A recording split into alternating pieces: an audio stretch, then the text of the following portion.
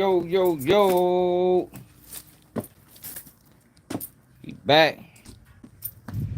Man, y'all can't ever get no good video right here. We back, we back, we back.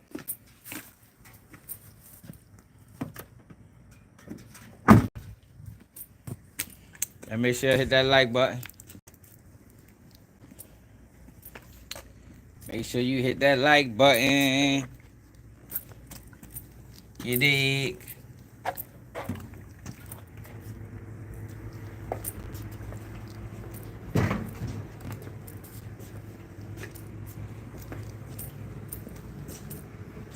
So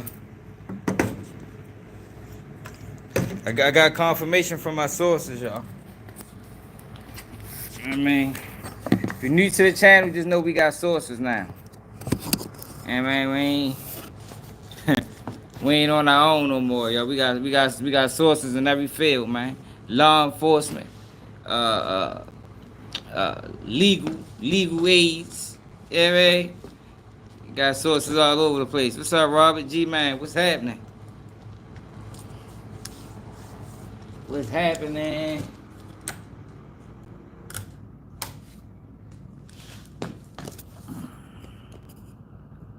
Got my phone right on my fucking 26%. Shit. Yo, they ain't just do that, yo. Alright, nah, we good.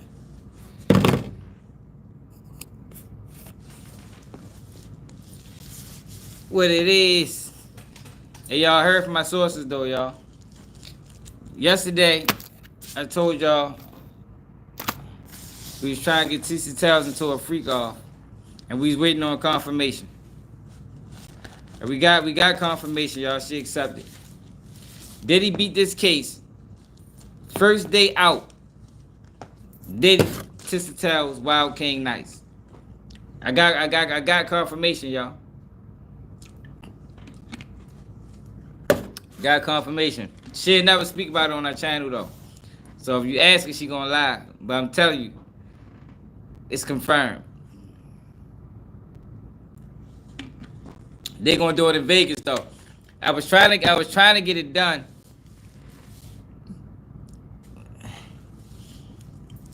I was trying to get it done at the same spot at the Intercontinental where the Cassie situation happened at, you know, since she was so enamored with that whole situation. But nah, yo, we can't even get it done like we can't even get it done there, yo. Diddy say he ain't fuck around like that no more. He gotta do it. He only freaking off in Vegas. If Diddy beat the case, he said he not freaking off nowhere else except Vegas. No more Californias. No more Miami. He ain't going to Turkey Caicos. It's only Las Vegas, y'all. Tissa Tails first on the list. But so they got new lawsuits out on Diddy, y'all. How strange, how ironic is that, y'all? How ironic is that? Like, do that not raise alarms? Like, do people still think this is happening organic? Like, seriously though. Just think about everything that's happening with the Diddy situation. How strange is that? For now, the case ready to go into the jury hands, and 2 new lawsuits drop on them. Come on, man. People can't see what the fuck going on. They just don't want to. I'm gonna try to see if I can get them. So one lawsuit is naming his son in the freak off. And the other lawsuit is a man. These civil. And the other lawsuit is a man saying that Diddy sexually assaulted him. New Diddy lawsuits.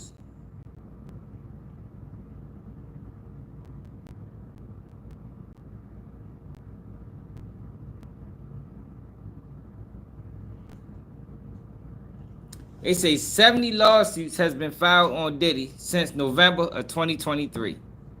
70 lawsuits, y'all. Yeah, this is crazy. But I'm trying to get the new one.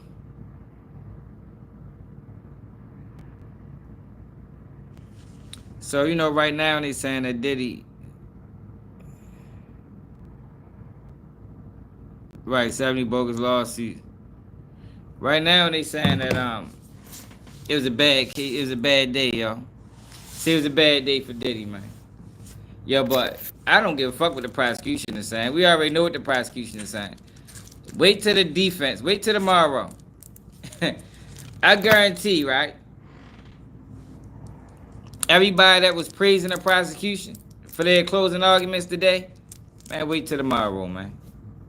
Tomorrow's a whole new day, y'all.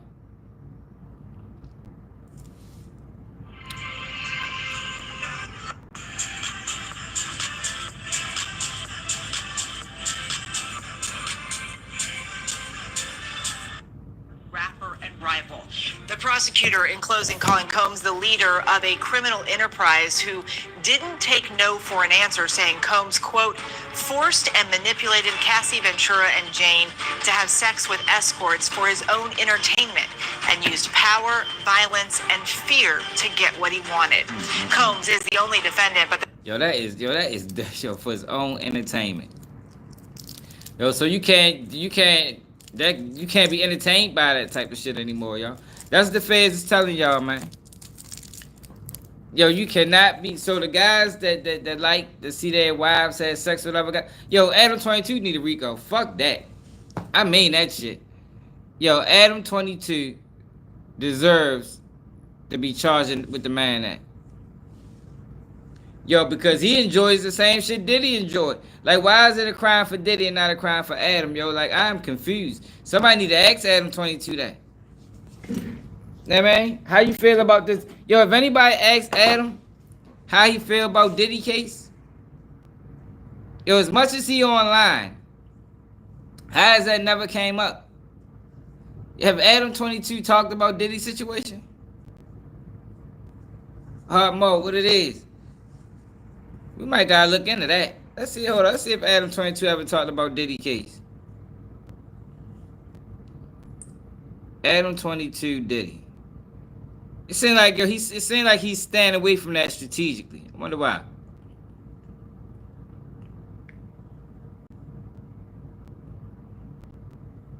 Man, Adam probably doing worse. You talking about? Adam doing worse. Adam like to record his wife having sex with other guys.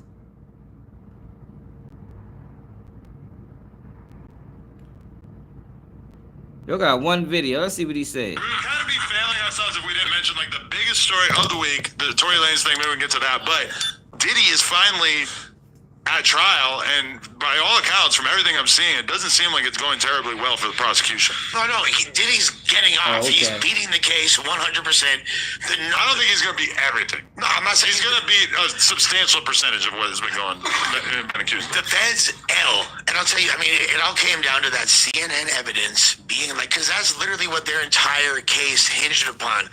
The testimony that's going on from male escorts, blah, blah, blah, blah, nobody gives a fuck about that. And maybe he might get some sharp rob, sex trafficking charges, you feel me? Like, he might, which is really unsubstantiated. I just want to hear Adam take. This might be the only time ever that I want to hear Adam 22's take on something. Like, this might, this might not ever happen again, y'all. Clip this live and share it. You heard me? Because this might not ever happen again in life, where I'm really interested in to see what Adam has to say about something. Adam never tried to flip a man, though. Did he stay chaining man? What? Diddy ain't do nothing, no goddamn, man. What are you talking about, y'all? See, you listen to that bullshit. You must be new here, man. Did you come from Tissa Tails channel? Diddy ain't chasing no motherfucking man. Diddy ain't no allegations. That ain't nothing come out in this trial where Diddy was fucking with man. Yo, if you think that the federal government wouldn't salivate over the fact that they got evidence that Diddy was chasing men, you is crazy. If you think that wouldn't have been released in this trial, you is crazy, man. This is a slander campaign. What? Yeah, man. That's the. What more Slander, would you ask for then to release that type of information? That Diddy out here fucking with men. Against him, but the main evidence is out the window. Diddy is going to walk home a free man. I thought he was cooked prior to that, but the feds and the prosecution are doing such a piss poor job, if I'm being honest. It's like, damn, like there's literally 2C being found and fucking ketamine-laced baby oil, and you still can't convict this man. They did a great job at painting this picture of him as a monster, but as time goes by, it's slowly starting to look like, oh, maybe you were a violent abuser. Okay, sure. For sure, janky dude. But how does that constitute a RICO? How does that warrant this scale of charges? Hey, yo, hold up, Adam. We need more of these videos. Yo, we need more of these videos, Adam. Why is only one video, Adam, talking about Diddy case? It's only one video?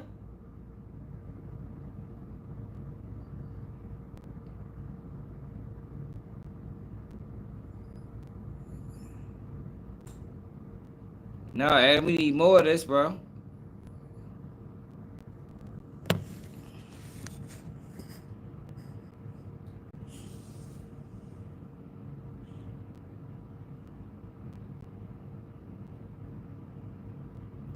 Yo, Diddy don't even remember that interview, bro. Yo, Diddy don't, yo. All right, look, think about that interview, right? And think about what we know about Diddy now. Yo, Diddy don't remember that interview. Like, when he went on the breakfast, we talked about that on live before. When he went on the Breakfast Club, he didn't know what the fuck he said. Yo, he said scraping and scrambling. Yo, you can't use scraping and scrambling in the same sentence, yo. Like, that might be the only time we ever hear that in the same sentence. You know what I mean? Like, yo, that man didn't know what he was talking about. He was high as a bitch. He probably had ketamine. He probably had some 2C in him. A couple perk 30s. You know what I mean? But maybe perk 15s. I don't think he was taking a couple 30s. You know, Diddy was high as Fat Charles' ass. My man was high as Train Smoke. He don't remember that shit. See, that's that New York talk. Daddy is New York talk. That being said, I mean, I do think that there's probably some stuff with the prostitution and the drug trafficking, et cetera, that he's not going to be able to get away from. But it's not looking like the slam dunk case that it was originally purported to be. And it just goes to show you, like, the way that they try to slander people, especially, like, prominent people, and the fact that this is one of the most successful black moguls in the entertainment industry on the heels of, like, the Cosby and Me Too. It's kind of like, damn, I felt like my childhood was attacked. And at the same time, we know Diddy is janky. Diddy's a freaky frog. Diddy be doing some wild ass. He probably needs to be held accountable for. We can't be letting Diddy run rampant to the degree he was, but he's about to beat this case. Why? Because y'all are inept. And how? I think CNN might have got paid off. The increasingly fading relevance of major news outlets due to the popularization of non-mainstream media, such as No Jumper, is... It's obvious, yo. They just dropped lawsuits on him right before George. Like, that type of shit should be illegal, man. Yo, they just dropped. Yo, we've been talking about how the lawsuits went quiet. The lawsuits went quiet for 6 weeks. Mind you, for 7 months, it was lawsuit after lawsuit after lawsuit. Trial starts 6 weeks, no lawsuits. The case get ready to go to the grand jury. 2 new lawsuits on Diddy. Yo, y'all can't see the play? That's the crazy thing. Yo, people can't see what's going on, man. Like, yo, people can't take their dislike for Diddy out the equation for 1 minute to say, yo, this shit, this is a slander campaign. It's a slander campaign, man.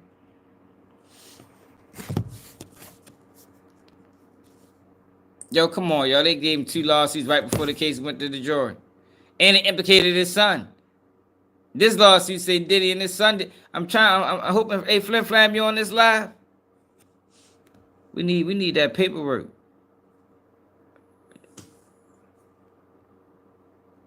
I think she on it now. Hopefully she can get it to us. By the time we get home, we need that paperwork, man.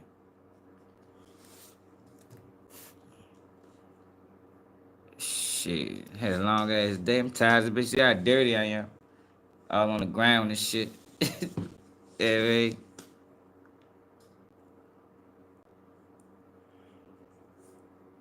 Yo, it's people.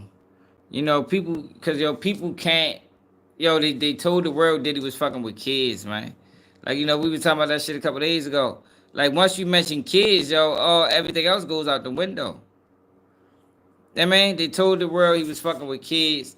They told the world that Diddy freak offs was the issue. So now nobody in the industry can back him. They put him on an island. Like all you gotta do is take your emotions out of it and look at this shit for what it is. Look at it logically. Yo, this shit is wrong. I know Diddy wasn't a saint. Diddy probably was a horrible person. But yo, fuck the feds. I mean, you don't be out this bitch touting, rooting for the feds to take a black man down, man. Fuck no, you tripping. Motherfucker, man, fuck the fucking government. Like, I just can't believe so many people cheering the government on. Like, the government? Not over here.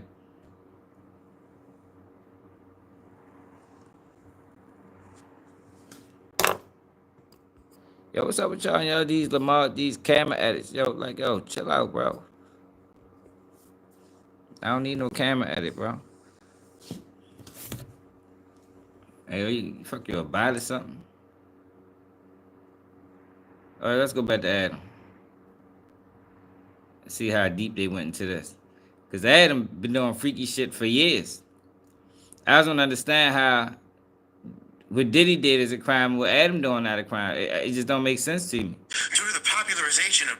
They say he used these women for his own sexual gratification. Like, yo, what the fuck? Like, that's a crime? Yo, that is a crime to have willing participants for your sexual gratification in 2025? That's what we making crimes now?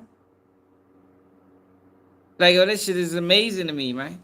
Like, yo, she really started it off with that. That's what the prosecution said. He used these women for his own sexual gratification. What the fuck? Maybe that's all he needed them for. He ain't need them for no money. He ain't need them for a place to stay. He ain't need them for love. He needed them for freak offs. Like, yo, we make that's a crime now. And he didn't force them. Like, yo, this shit is crazy, man.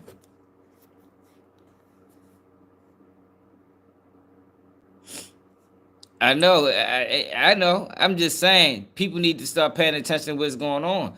Because what Adam doing is criminal. I don't give a fuck if it's LLC or not. That shit criminal, man.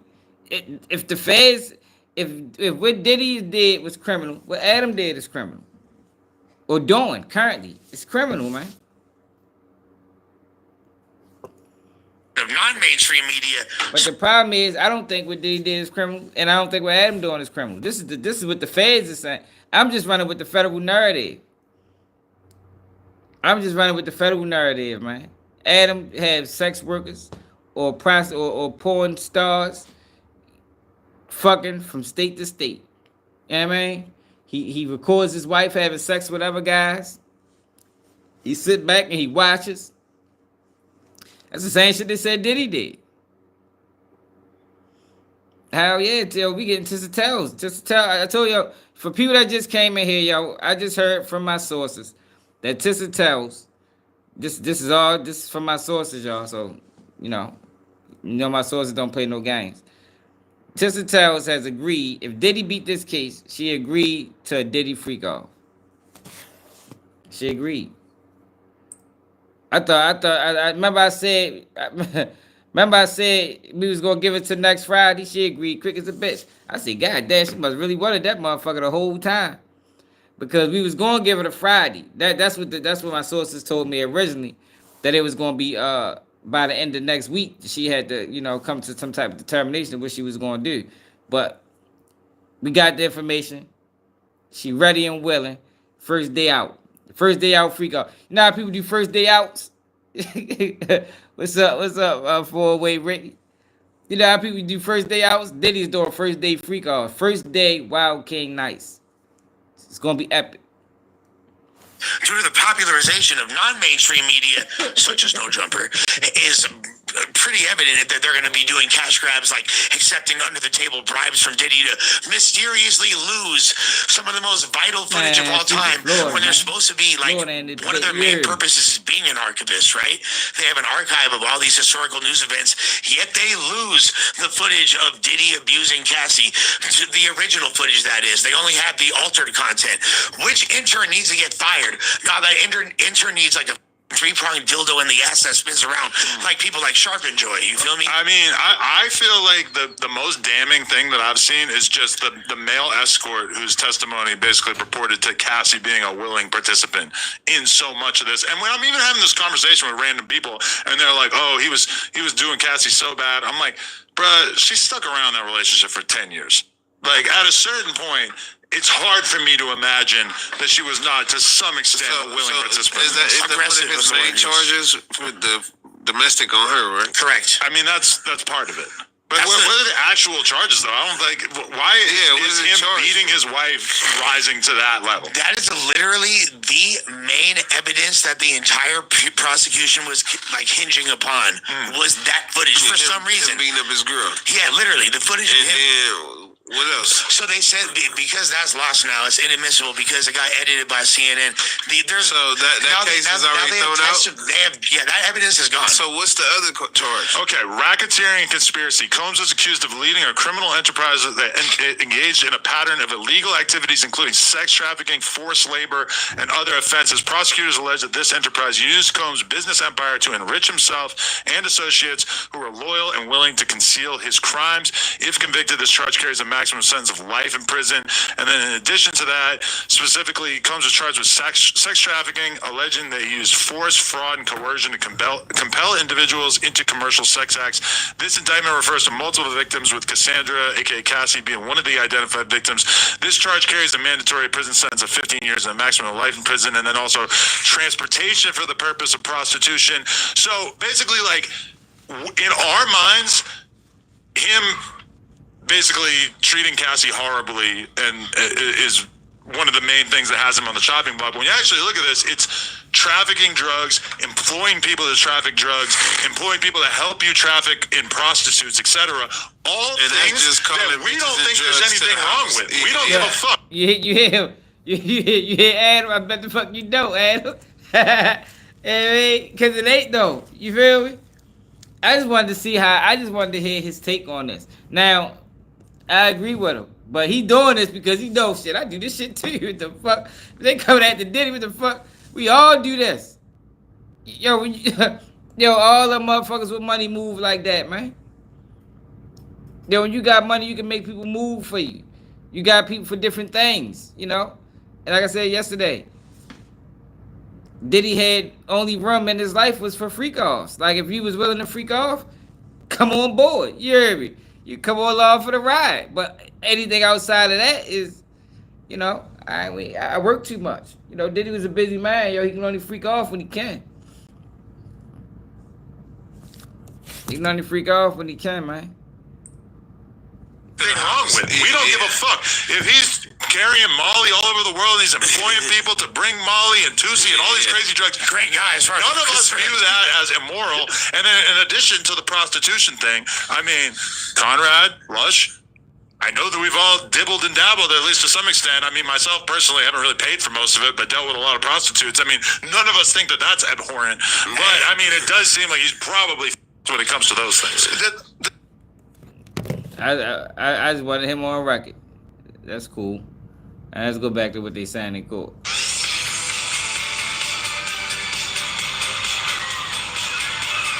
He better have said that. Entertainment and used power, violence, and fear to even another rapper and rival. The jury hearing from more than 30 witnesses, including Combs' ex-girlfriends, former assistants, male escorts, security guards, even another rapper and rival. The prosecutor, in closing, calling Combs the leader of a criminal enterprise who didn't take no for an answer, saying Combs, quote, forced and manipulated Cassie Ventura and Jane to have sex with escorts for his own entertainment and used power, violence, and fear to get what he wanted. Combs is the only defendant, but the prosecutor told the jury he... They really trying to make it. Yo, Diddy did a lot of bluffing. Diddy posed the scene Suge Knight. Ran out the house to get a firearm. Ran out the house with a firearm. Came back, nothing happened. They saying that he, you know, that was him showing, that was him installing fear in Cassie so she can do the freak offs. Like, yo, these are all separate situations. Do you think in Diddy mind, when he ran out the house to chase Suge Knight down with the firearm, You think he was thinking freak offs? You know what I mean? Do you think he was like, man, shit, if I could scare Cassie, shit, she'd be doing freak offs with me for the next 10 years. You heard me? She ain't never gonna stop freaking off. All I gotta do is have her hold the strap for me every now and then. All I gotta do is if Suge Knight ever come around, run out the house with a gun, don't do nothing, just come back with it. She gonna be freaking off forever. She gonna be indebted to me. She gonna be so scared that she gonna freak off with me for the rest of her life. Yo, that is bogus. Yeah, that's bogus, y'all. That's what the feds are saying, though. I'm just giving it to y'all in layman's terms. Is the only defendant, but the prosecutor told the jury he did not act alone, saying, quote, he managed to do this for 2 decades because he used his money, his influence, and his inner circle to cover up his crimes. It's his kingdom. Everyone was there to serve him. Combs' children were in the courtroom today, including his 19-year-old twin daughters, who haven't been there since the first days of the trial. Combs has pleaded not guilty to all charges. If convicted, he faces a possibility. Man, yo, people live like that. Smid's music, like that's a lifestyle. It's called rock star living, man. You know what I mean? Niggas Diddy was living like a rock star, yo. You know what I mean? Money, clothes, cars, hoes, drugs. It's a lifestyle. But it ain't RICO level. Like, yo, Diddy ain't no motherfucking mob boss. Diddy was a guy that liked freaking off when he had a chance, man. That's it. That's all. They trying to blow this shit up to be something that it ain't. Only thing Diddy need to hope for is it's a jury in there that can see the play. Yeah, okay, yeah. Regular people do it every day. They making it something that it ain't, man. And then using the media to do it. It's the media that's doing it, y'all. It's the media. Do they really hit you with lawsuits today? Like, they shouldn't even been able to do no shit like that. How you gonna hit the man with lawsuits right before the case go to the jury? Right before the case go to the jury, you hit him with 2 new lawsuits. And I'm waiting to get the lawsuits. I probably got them by now. Flim Flam, she be on her shit. Let me see.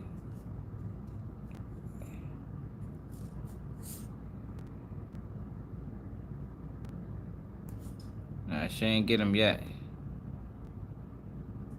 If I can get them lawsuits tonight, we gonna read them. I might have them by the time I get home. We'll see.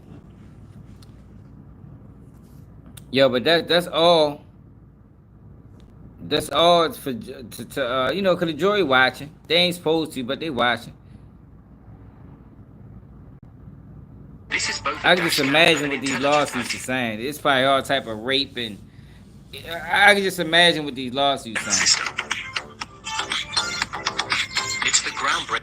Has pleaded not guilty to all charges. If convicted, he faces the possibility of life in prison. Later in the show, we have YouTube star Tissa Tails joining us live to talk. Oh my God, they got she just every motherfucker way. Jesus Christ, we can't escape the girl. Hope she talk about the freak off that she accepted. Let's see if Tissa Tails talk about she accepted Diddy freak off on MSNBC or ABC News. The commentary surrounding this high-profile trial. But first, let's begin tonight with ABC News Chief Investigative Correspondent Aaron Katursky live outside the federal courthouse here in Manhattan. And Aaron, prosecutors gave their closing arguments to the jury. What was it like inside the courtroom today? Well, first of all, Eva, it was packed. For the first time since the beginning of the trial, every member of the Combs family was there, all 6 of his children, his mom. They all crowded into the row designated for family. At one point, Sean Combs even seemed to be, saying squished together a little bit to make room. But there were attorneys for some of the witnesses. The U.S. attorney for the Southern District of New York, Jay Clayton, was in the... Tissa probably like that motherfucking tooth. Yeah, man, that's why she be talking so motherfucking fast. Or that bitch high as motherfucker. Tissa probably like the two. Yeah, man. I'm telling y'all, we gonna get it in the freak off. Let Diddy beat this case. We gonna make sure that shit happen. Motherfuckers can't stand her. Yeah, I be thinking a lot of people over there are bots, cause they don't never call out when she lie.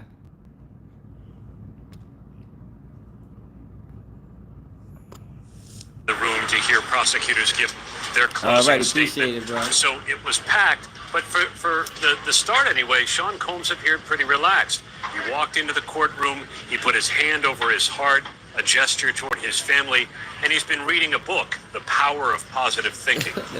I'm curious how. What the fuck? Yo, y'all crazy as a motherfucker, man.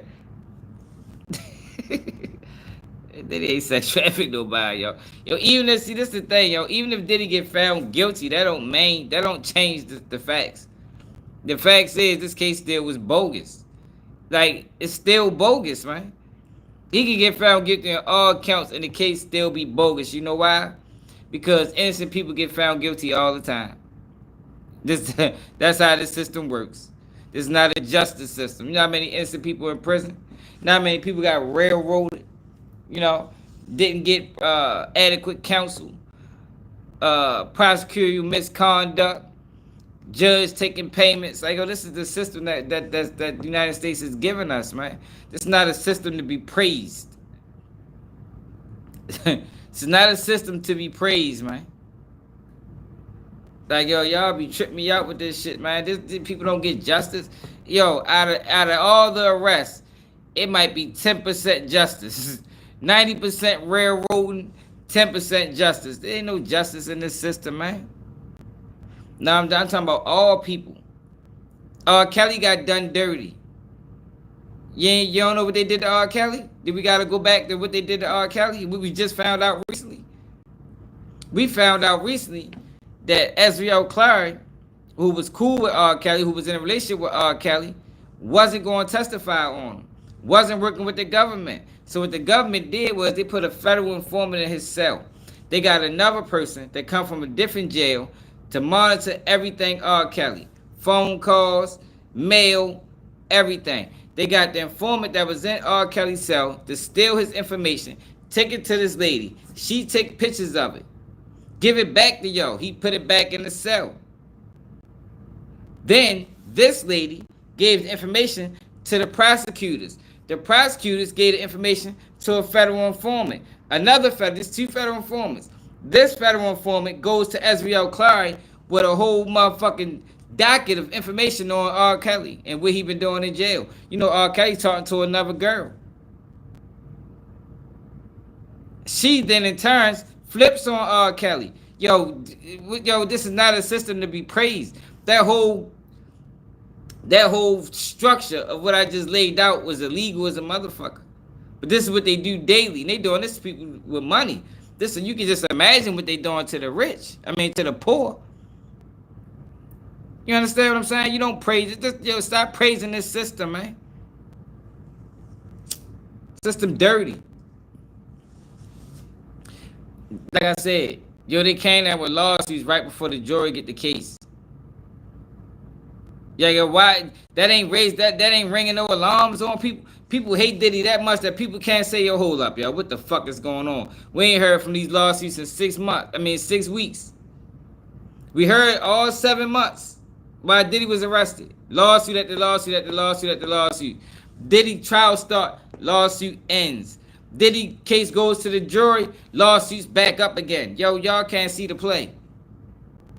There is people that naive to not be able to see what's going on.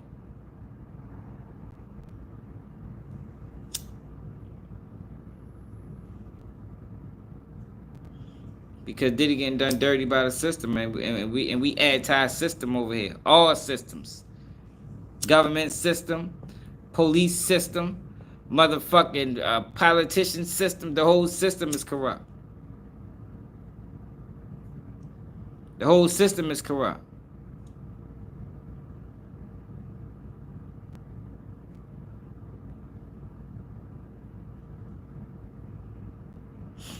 And y'all over that bitch praising him. Wanting to take another black man down for being a freak. Like, yo, all he was is a fucking freak, man. Like, yo, come on now. Like, yo, people crazy. People crazy for sitting there thinking that they didn't need to go to prison for the rest of his life. Because he like, you know, he like to see his girls have sex with other guys, man. Sometimes multiple guys at night. They trying to say Diddy. They trying to say Diddy was the reason they was taking drugs. No, the fuck they wasn't. They was gonna take drugs anyway. Yeah, I don't know if people know, but most of America take drugs, man. Most of America take drugs, man. It's text message with Cassie was asking Diddy for drugs. Diddy told her, chill, you've been going too hard lately. I mean, you need to fall back. We can't do no freak off this week. That girl wasn't forced to do nothing. She enjoyed it. Just like the rest of them. Told y'all, man. We need to start talking about soul selling. Like I really need to start doing uploads so it can reach more people.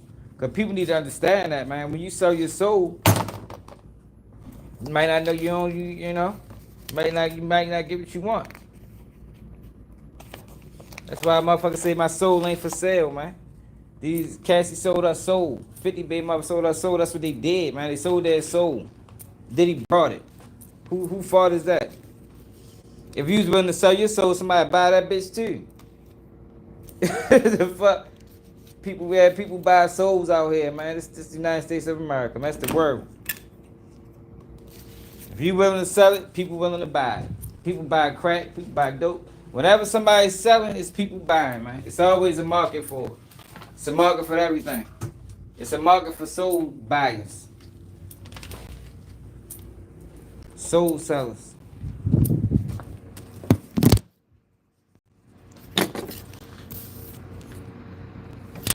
Oh shit.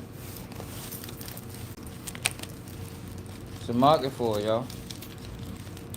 You can't sell your soul and then get mad when it's sold. You sold the bitch. The fuck you thought?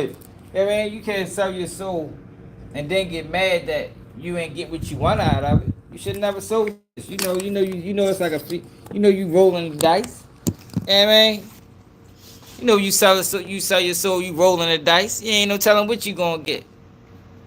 You might become a superstar. You might fall by the wayside, but that's the risk you take. That's why some people ain't willing to take that risk. What's up, Victoria? Sometimes that's why some people not willing to take that risk. It ain't worth it. It ain't worth it. Hold up, y'all.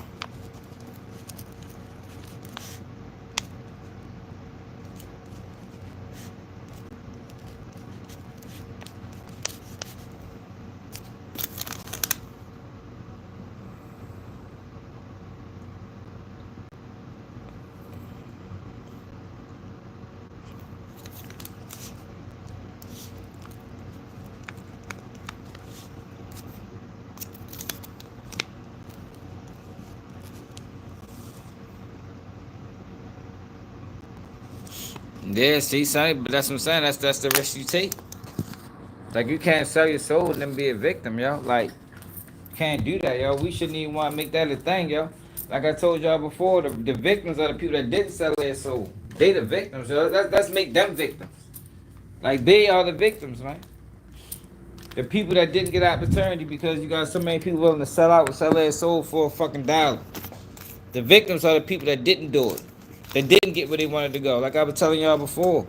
That's why I need to start doing uploads again. Because I be saying some shit that people need to hear. But on lives, you know, they like to play. And people don't share their lives because they're too long. But the victims are the people that didn't get the opportunity. The people that didn't get on. The people whose songs never came out. The people whose careers stalled. You know, because they weren't willing to sell. They came and they just had talent. You know, they wanted their talent to speak for themselves. They ain't want to sacrifice their body. They ain't want to sacrifice their morals and principles.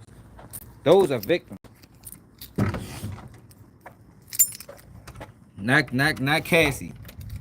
Cassie ain't no motherfucking victim. She sold her soul and Diddy brought it. 50 baby mother ain't no victim. She sold her soul and Diddy brought it. Like I said, sell yours, somebody buy it. Put your soul on the market. I bet somebody buy it, bitch. He feel me? That bitch gonna go. Man, people buy souls faster than people buying guns in the hood, man. I'm trying to tell you. Put your soul on the market. That bitch gonna get sold.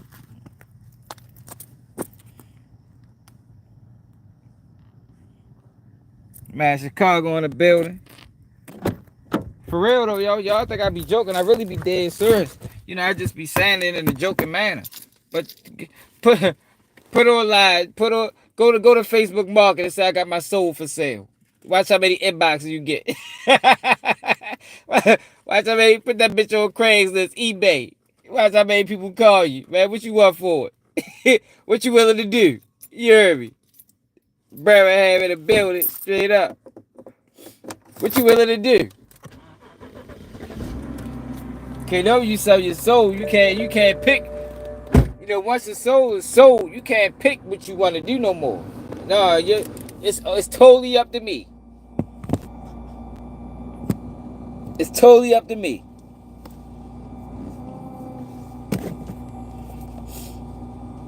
So if I tell you to run this motherfucking brick across the country, you better run this motherfucker. You better run this brick across the country for me. I bought your fucking soul. If I tell you I want motherfucking freak offs Monday, Tuesday, and Thursday, you better give me that shit. That's what happened. Was Combs? You mentioned it a little bit there. Did he interact anymore with his family? What was his interactions with his attorneys like today? A bit with the family. He did scribble a number of notes during the prosecutor's summation, writing them on little post-its, handing them over to his attorneys. But at one point, I thought it was interesting. He sat far back, his chair pushed far back from the table, away from his usual confiding position with his attorneys, Eva, and had his head down, whether in thought or reading notes, but it seemed a moment where he might have been as much as he can be these days by himself. I'm curious, Aaron, how long did the government's closing arguments take today? It was almost 5 hours, and I have to say, it did not necessarily feel like it. The prosecutor's presentation for the last 7 weeks has been rather sprawling, and at times it felt disjointed. Witnesses testified that may or may not have had anything to do with one another. It was a chance for prosecutors to try to tie all of that together, and all of the evidence about hundreds of freak-offs that the jury heard about, saw graphic footage of. And today, prosecutors said a single freak-off is enough. The jury just had to find that sex trafficking elements. One freak-off? One freak-off is enough? yo, they is getting real down and dirty with this shit, ain't they? Yo, they say one freak-off is enough. If you freak off one time, you sex traffic. Fuck that. Federal government ain't playing. They coming down on that shit. OnlyFans next. I keep telling y'all. Yo, I can think of 1 million people that should have been charged with this shit before it did. 1 million corporations should have been charged. Yo, they should have, before they did this to Diddy, they should have shut down the porn industry. At least at that rate, it'd have made sense. If they'd have shut the porn industry down first, I'd have been like, oh, all right. I see what they doing now. But to try to make Diddy the face of freak-offs is crazy. They try to make Diddy the face of porn.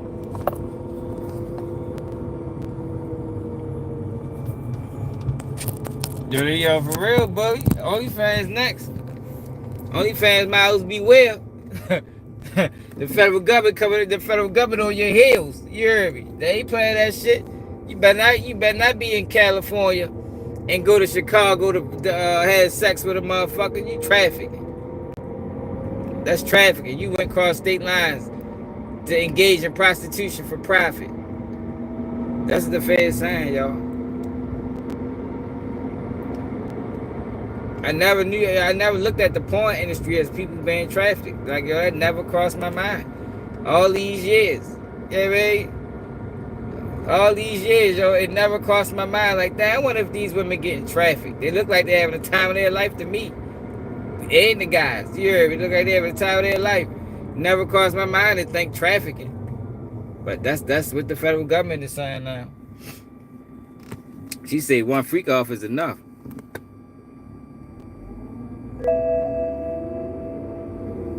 Yeah, she living good, man. She said, oh, they all sold their soul. Everybody. Everybody that was involved in things that they said they didn't want to do. Now, you know, it's convenient to say when it's over. You know what I mean? That's what everybody do. You participate, and then when it's over, that's what Jane Dale doing, and all the rest of them fuck boys. You know, when it's over, it's over. Now you can talk. Now you ain't never like this. You ain't never like that. But you ain't voiced none of this displeasure when you was benefiting off of it. When the drugs was flowing rampant. When Cassie could call Diddy and say, let me get some Xanax and give me motherfucking 30 pills, and Diddy came through for, she loved it then. The man, that shit stopped. Now it's an issue now. Now I was being sex trafficked. No, fuck no. Nope. Not on Keep It G News. I told y'all, we don't believe our victims over here. Motherfuckers be lying. We done read motherfucking at least 15 lawsuits that was filled with lies. I done showed y'all the Ariel Mitchell girl got on the news, major platforms, and lied. Told y'all that it was kids involved in Diddy case. That's where everybody got that dumb ass shit from. Ariel Mitchell said that stupid ass shit. He got the little fat dude that looked like T.D. Jakes to vouch. T.D. Jakes looking ass nigga. Now she got sued for $50 million and you don't hear nothing from him. She get sued for $50 million, and she didn't ghost. She didn't went dark on niggas.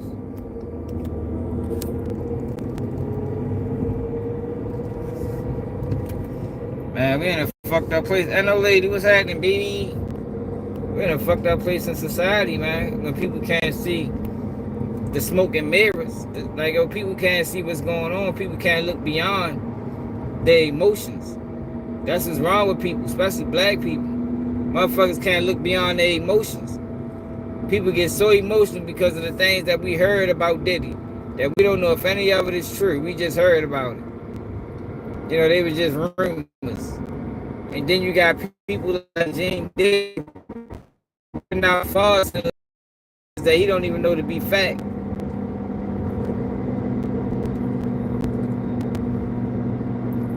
So people, what's really going on, and what's really going on is Diddy's being railroaded by a dirty criminal justice system that's really look like they're working on behalf of somebody else. Like, these lawsuits been crazy, man. I can't believe they dropped 2 lawsuits on this man right before the case went to the jury. Well, I can't believe it. I should have called it. But I did say, hold up, yo, what did I say yesterday? I did say, yo, I guarantee after the case is over, the lawsuits start back up. Who was on live? Didn't I say that yesterday? I could have sworn I did. I'm pretty sure I said that last night. I said, yo, once the case is over, watch the lawsuits start back up, because it's a slander campaign. Who was on the live last night when I said that? They couldn't even wait till the lawsuit. They couldn't even wait till the case is over. They say, nah, we got a better option. We gonna do it right before it get hit to the grand jury. Who was on that last night live, y'all?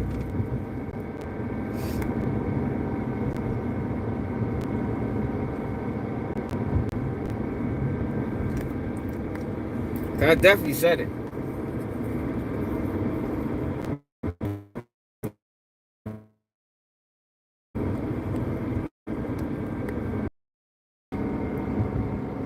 Shit crazy. Hold on, let's better listen to what the lady got to say. Hold up. I want to call it stop sign or something.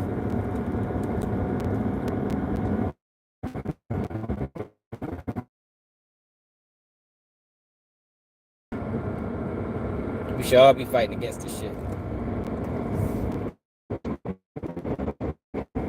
Especially, prison ain't no place to be. Prison? Like, motherfuckers wishing prison on people. I'd rather motherfuckers die for it. I'd rather motherfuckers lose their life to go to prison, man. I ain't gonna lie. That shit is no place for a human being. For real. Especially not a guy that just was being a freak. Now, I know Diddy did some horrible things, you know. Could be karma, but it ain't. I can't call it karma because it's being orchestrated. Like, this is not happening organically. Nothing that we saying from Diddy is happening naturally, organic. It's not the world. It's a group of people that felt slighted. So it's like, now, okay, we gonna come down on your motherfucking ass. It's the same group of people that been coming down on the fucking community since the beginning of the time. They all working hand in hand. And niggas over that bitch vouching for these niggas. Man, fuck them niggas.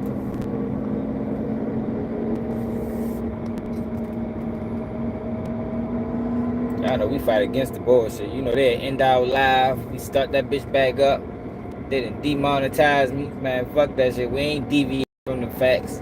Like, yeah, man. I ain't gotta be the biggest. Well, but our voice gonna be heard. Straight up. They can play with the numbers. They can do all that shit. We ain't stopping.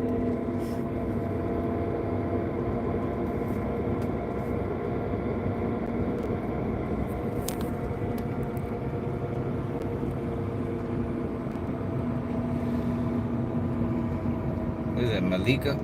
I can't really see it. What's up, though? Make sure you subscribe to the channel.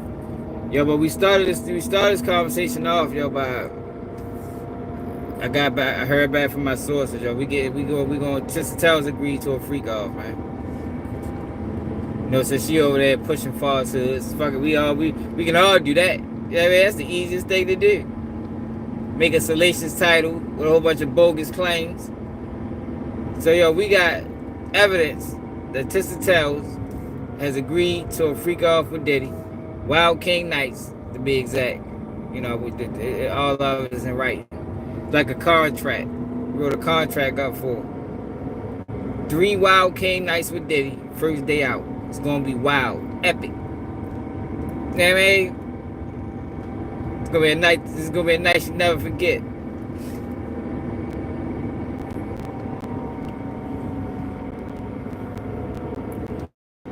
What's up, 3?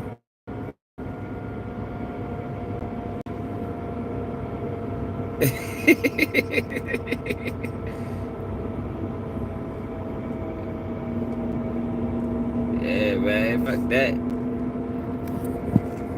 I'm trying to get my shit back right. Yeah, we on the way home, though. Hold on.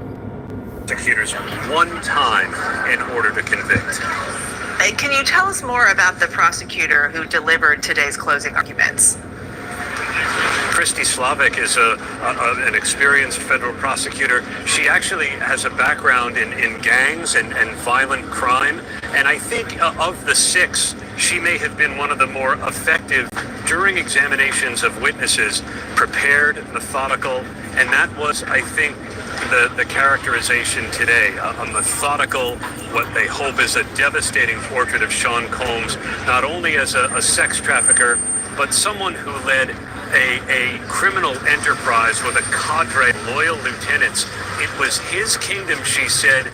They were there to say yes, because she said over and over in a rhetorical flourish, Sean Combs would not take no for an answer. The defense will have their turn tomorrow. What can we expect from the defense for their closing arguments? Defense attorney Mark Agnifilo, lead counsel. Yo, if Diddy ain't take no for an answer, yo, how did all these people leave and come back? Like, how did Cassie get away from the freak offs? Like, no, like, that is a wild claim. He didn't take no for an answer. Then, if Diddy ain't take no for an answer, him, Cassie would still be doing freak offs to this day, or until he got arrested. Like, he had to accept the no at some point. Like, was going to deliver the defense closing. He said it would take about 3 hours. I wonder now if he goes a bit longer than that. But the defense did not call any witnesses and relied on cross-examination to poke holes in the accounts of the witnesses, look for him to repeat some of that, and to portray Cassie Ventura and Jane not as victims of sex trafficking, but as willing girlfriends who participated in Sean Combs' polyamorous lifestyle for years. Aaron Kotursky there at the courthouse for us. Thank you so much, Aaron. Why is it his lifestyle? It was all their lifestyles. Like, you see how mainstream media is good with words, y'all. Pay attention to words. I always tell y'all that. Y'all pay attention to the words that they use, man. Words trigger emotion. It was all that they all was living it. He wasn't living it on his own. Cassie was fucking the sex workers without Diddy. Jane Doe was fucking the sex workers without Diddy. Like, yo, why, yo, see, yo, that's the mischaracterization that mainstream media is doing. All of that was in court. Why they not reporting none of that? Diddy found out that Jane Doe was fucking with Paul, or whatever the fuck the nigga name was. Cassie was hooking up with one of them other guys. It's all documented. It's all documented. It wasn't just Diddy living his life. They all lived it. They all loved it. They all benefited from it. Shit, they might have benefited more than Diddy. Diddy kicked out money. They ain't spent shit. How the fuck he benefit the most? When he the one spending the money. All they doing is having a good time.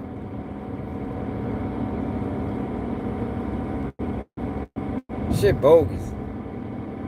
And it's gonna be bogus. Whether it's guilty or not guilty, it's still bogus.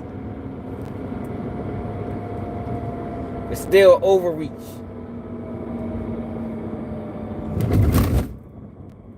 I need to start slowing down. I go at my fucking train track. I ain't gonna lie. I'll be hitting the shit out that track. Yeah, it's a money grab. He should get time served. Most they probably can get Diddy on is the transporting women or transporting sex workers. If they get Diddy just on transporting sex workers, Diddy win. That's a win. That's a win. Cause that is a minor crime. Fuck, I'll get time served for that, like Billy said.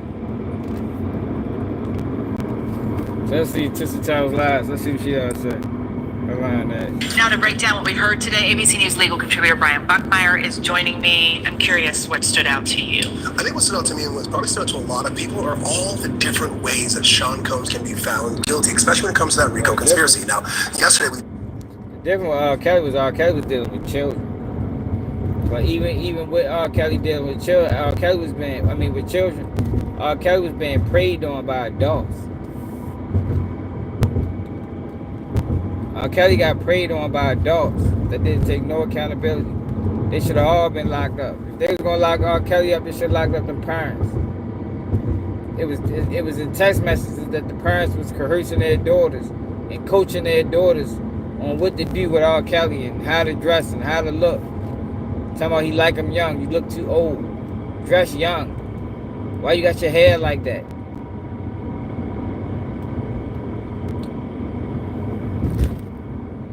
That's the difference.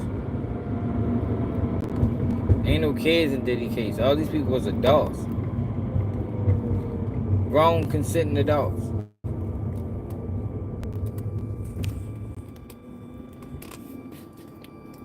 It's all adults.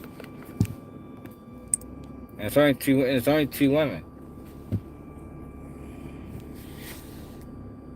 Yesterday we talked about the fact that they just have to find two predicate acts, and it doesn't have to even be the same predicate acts. If we're jurors, I can believe it be bribery and obstruction of justice. You can believe it's arson and sex trafficking. But even further into that, AUSA Slavic said, you know what? If you think there are 2 times that Sean Combs gave drug to someone else and there's a RICO conspiracy, that's enough. And so even within those individual predicate acts, multiple ones of them could carry the day for them in that top charge. How do you think that the prosecutor did today? Do you think she gave the jury a clear picture, a clear understanding of... Yo, they said earlier, right? Hey, Bully, check this out, bro. They say earlier that he ain't have to sell drugs to be charged with distribution. I said, yo, they is changing the game. Yo, they said you didn't have to sell drugs to be charged with distribution. I'm like, yo, we just letting the federal government just make the rules as they go along. Ain't nobody saying nothing. Since when? Like, yo, in 2025, yo, they changing the rules, y'all. You don't have to sell drugs for it to be classified as distribution. And what we learned earlier. Oh, you can be charged with sex trafficking for your own sexual gratification. It don't gotta be no monetary gain. Like if we just letting them people rewrite history and make the rules up as they go along, and you and motherfuckers are sitting back cheering them on. That's how we always do though. We cheer them on until we in a fucked up situation. So I always bring that up. We cheered during mass incarceration till we seen the effects of it. We thought they was fixing the community. Fuck no, they was taking fathers out the household. Oh, they was devastating the community. And I swear, I be so pissed off and frustrated with people sometimes. It's just sad that we can never see the play. Like we out this bitch blind. We see everything else that's going on. We some of the most smartest people on this earth. Socially aware people on this earth. But whenever it come down to a play being ran, we out this bitch dumbfounded. Till it's too late. Till the damage is done. They out here making up laws and making rules as they go along. And we out this bitch like, get him. Down goes Diddy. Today is Diddy. Tomorrow might be Smitty. You heard me. Might be Smitty tomorrow, y'all. Smitty he ain't gonna have the money to fight though. So they gonna do him real bad. They gonna do him real bad. He gonna get that life sentence they was trying to get Diddy.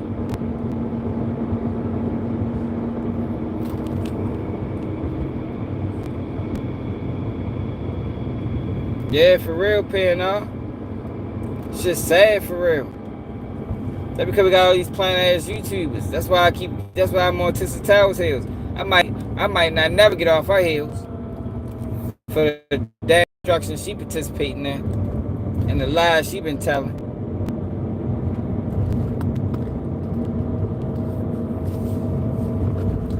I don't even think she American black either. That's where her birth certificate at. Where her parents from. Need to find out where her parents from, man. And her grandparents. See where she really lied in this whole equation. You know, see where her loyalty at. We need to give her a loyalty test. Do you think she gave the jury a clear picture, a clear understanding of these charges, of this case? I would probably use clear understanding, clear picture, but I'd probably go a little further. A roadmap. I think she gave them an excellent roadmap to say, if you follow these instructions, if you follow these facts, if you follow these elements, the only destination you can come to would be that Sean Combs is guilty of the charges. Talking about the RICO conspiracy again, that only two needed to be done to find him guilty, as long as there's a criminal enterprise. But also the sex trafficking, that she conceded. There might be some interaction between the two of them, especially talking about Jane, that first hotel night might have been consensual, but so long as there is one hotel night or one freak off or one king's night, whatever you want to call it, that's trafficking. And the simplicity of that and giving three great examples for both Jane and Cassie, I think really helped in creating that roadmap for the jurors. Let's talk about the idea of... And let me say this too, right? With the predicate acts that was taken off the table. People are mischaracterizing that. All right, so the judge told them to simplify these charges. So let me tell y'all how this normally works. Normally, they give you a whole bunch of charges and a whole bunch of lesser included. Just if they can't stick you on the main charge, they hit you on the lesser included. So they took off the lesser included, which means that the jury is gonna have to. They didn't kidnap anybody. I think the federal prosecutors had a better chance of getting Diddy on attempted kidnapping, attempted arson, than actually kidnapping and arson. So it's still a win. You know, people try to make, they didn't drop the, no, they did. They did. It's still a win. Nobody got kidnapped. It wasn't no arson. Didn't kidnap anybody, man. Everybody had their own free will. When Diddy sent Cassie to the hotel, Cassie wanted to stay with Diddy. That's what we testified to. So you want to go back. You get away from your kidnapper. Now you want to go back to him. It was a domestic violence situation, y'all. That's it. That's all. And not to minimize it, because domestic violence is get wild. What? And they reach the level of sex trafficking. I tell you that motherfucking much. But let's go back to the news. Oh shit. Criminal enterprise, because a lot of people watching all of this have been asking this question. Well, what was the goal of a criminal enterprise? Does it have to show some sort of goal? I think this is the perfect definition that AUSA Slander gave, and the goal is to force and manipulate Cassie Ventura and Jane to have sex with escorts for his own entertainment, and everything else was. You remember I said that a long time ago? Remember I told y'all that a long time ago, maybe 6-7 months ago, that the only way they was able to hit Diddy with this is the organization of it. Because for RICO to work, everybody has to have a common goal. Like they really saying that the common goal was freak-offs. And everybody got together and coordinated and orchestrated freak-offs. Yo, that is really a crime in America. Like, are they really... Like, out of all the things the federal government could be doing, they really coming after that. Like, yo, think about what's going on in America. They got time to attack a man for orchestrating freak-offs with his girlfriends who benefits greatly. Yo, that is insane. That's insane to me, y'all. I ain't gonna lie. I don't understand it. I think that's bogus as a motherfucker. I really do. I really think that's bogus. I really think there's so much other things they could be right about. Either to control them, meaning that arson of blowing up Kid Cudi's car allegedly to control Cassie to come back in, getting the drugs and distributing them to both Cassie and Jane to kind of ply them into doing this. The acts of violence, all of it, right, was meant for this goal. And they're saying... We know why he there. Diddy there because of that damn liquor company. It's obvious why he there. Like I was saying, look at they dropped 2 lawsuits on the man right before the case hit the jury, man. Like, yo, that is dirty work. That's orchestrated. They couldn't wait to drop them, and they're not real lawsuits. 95% of them lawsuits is fake. So they just dropped, and I ain't even read them. I know they fake. Let's see if Flin Flan sent it to us yet. I know they fake.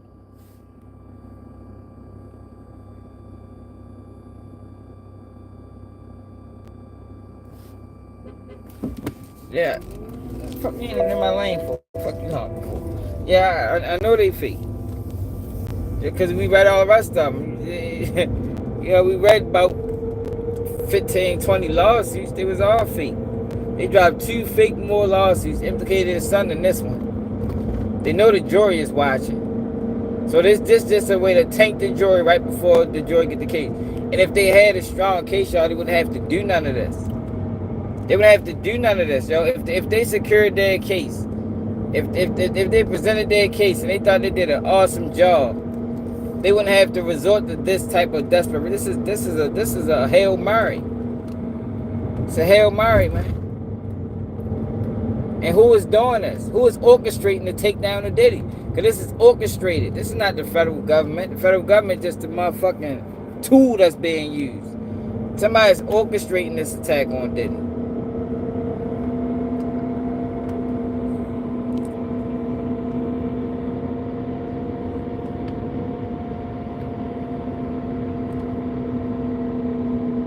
It ain't none. Sweetie pie, it ain't none. It's none of that. This was a slander campaign. This was we're gonna air out all your dirty laundry. They putting this mold. They put this case is about morals. They put Diddy morals on trial, man. What he stand on, his integrity, his dignity. That's what's on trial. Ain't about no motherfucking sex trafficking.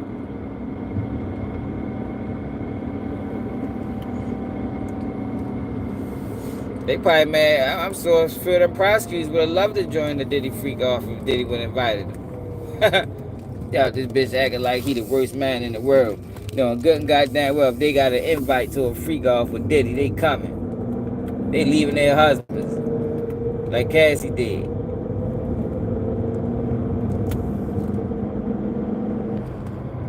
You talking about I get to ride private?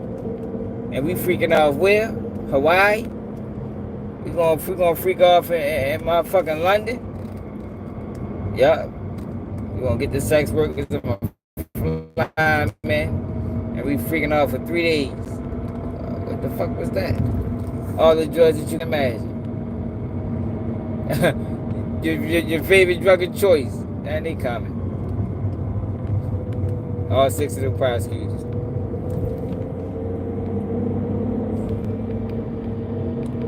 Inside, what's up?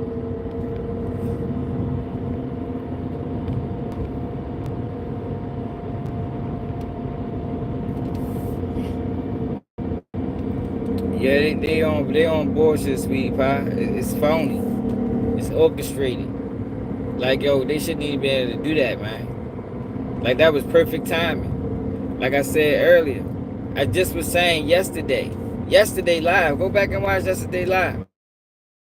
I just said on yesterday live, watch these lawsuits come back after the trial over. These motherfuckers couldn't even wait. They say, nah, fuck that. We ain't gonna wait till the trial. We gonna bring them now. Is that it? My bad, y'all.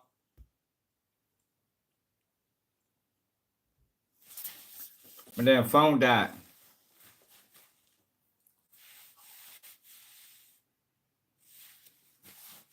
But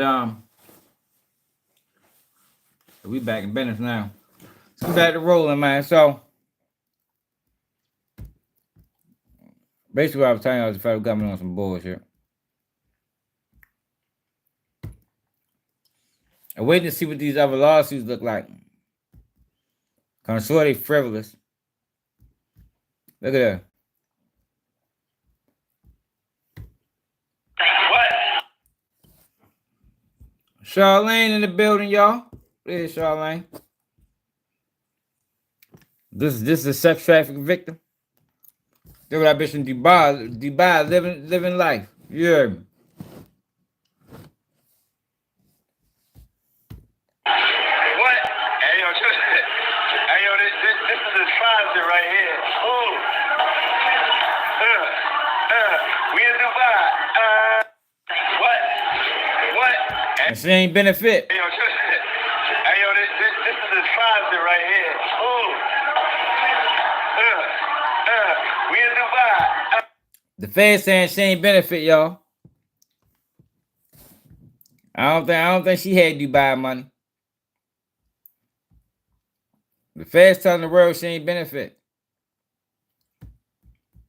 Only person benefited was Diddy. Do not pay your next car insurance bill. Repeat, do not pay your bill.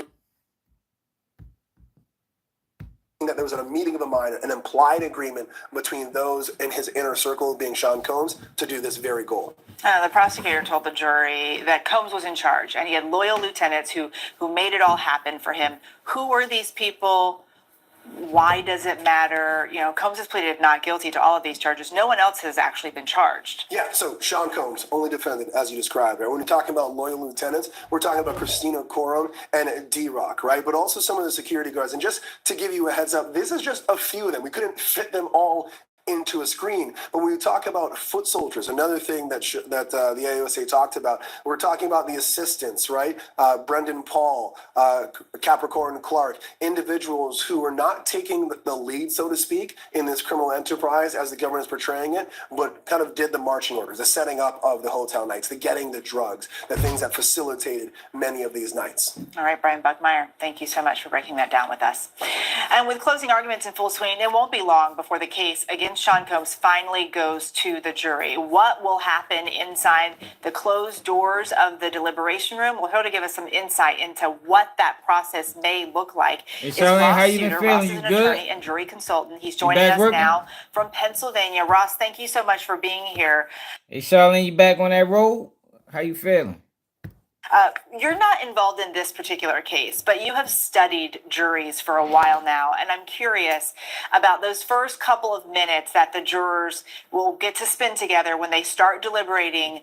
What do you expect that moment to be like? Yeah, so they've had the opportunity to spend a lot of time together. They just have not been able to talk about the case. At least they're not supposed to be. So, hey, Michelle, a lot of what you mean? Hookers got pimps. What the hooker benefit?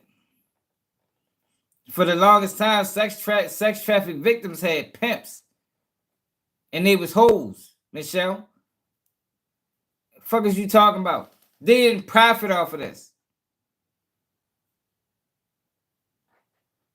All right, already. They didn't profit off of this, man.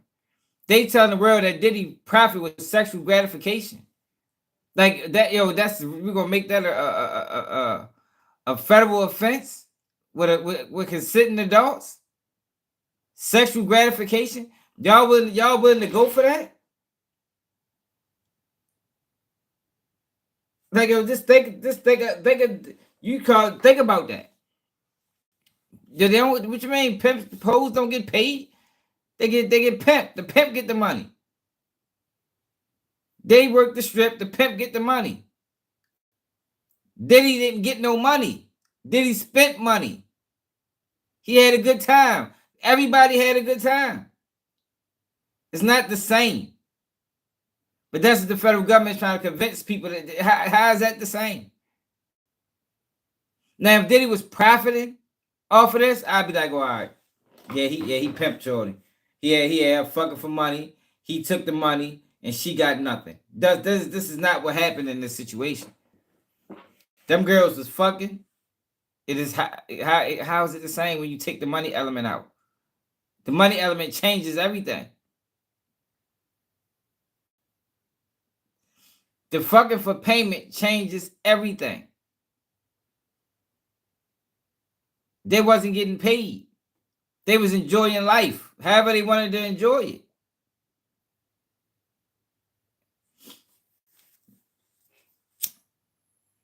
Look,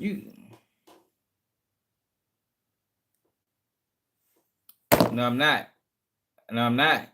I'm thinking like a human being with common sense that understand the party life. Diddy lived the party life. Cassie lived the party life. 50 Baby Mama lived the party life. But listen, think about that, Michelle. You cool with that? Think about that. You are cool with that. The profit was pleasure. You cool with that being a crime in the United States of America with consenting adults? I'm just telling y'all, man. Be careful with doors you're allowed to open. No, it's not. It's bigger than law. Because when you open these doors, they don't close, Michelle. That's the part that everybody forgets to realize. When you open these doors, they don't close. You don't want this door to open. You don't want them to start being able to aggressively attack people for having consensual sex. Basically, that's all it was. However they having it. You don't want to make that a crime in America because the federal government no, it's not. This is what history shows. Michelle, it's not my rationale. This is what history shows. When you open these doors, they don't close, and they only attacking the black community. You know how that go. Black community gets it first, gets it the worst. I mean, this is America. This is America. When you open them doors, they don't close. When you open the door to mass incarcerating black men, when you open the door to criminalizing crack cocaine, what happened? Now you get more time from crack than coke. When you open the door of we need stiffer penalties on drugs, Now you open it. Now what happened? Mass incarceration, 3 strikes law.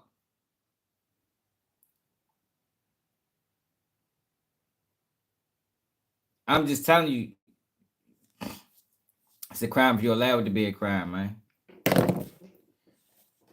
The federal government work for us. I don't know if people knew that or not, but the federal government works for the people. You do know that, right? They work for the people. If the people is against it, the federal government can't do it. Because people ain't standing for it. That's bogus. That's bogus. All right, Flim Flam in the building, y'all. Sleep the Flim Flam. All right, so we got the lawsuits. That's what I was waiting for. So let's check out these. Hey, Flim Flam, you read them yet? You looked at them yet?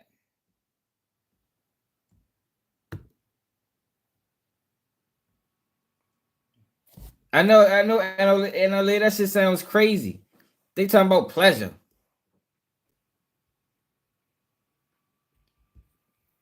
You're right, they do. And the shareholders is who's coming after Diddy. All right, so we got 2 Diddy lawsuits. You said he's not on pacer. 3 Diddy lawsuits. How much you had to? Hey, Flim Flam, hit me. What you had to pay?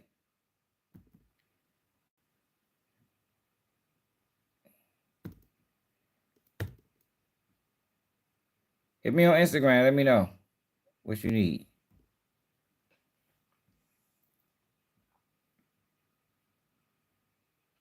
Because we don't fight hard enough. All right, so how long is this? How many pages this is? 20. All right, so let's read these lawsuits. Tony Buzbee again. God damn it. Look, Buzbee back, y'all.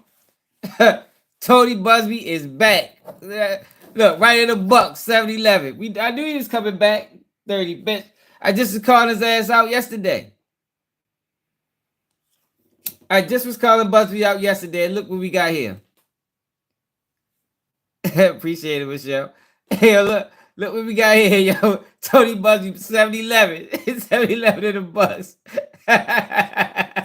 Hold on, we ready to read these. See, Michelle, the difference is we don't paraphrase. We go through the whole paperwork. So everybody get the same information. Hold up.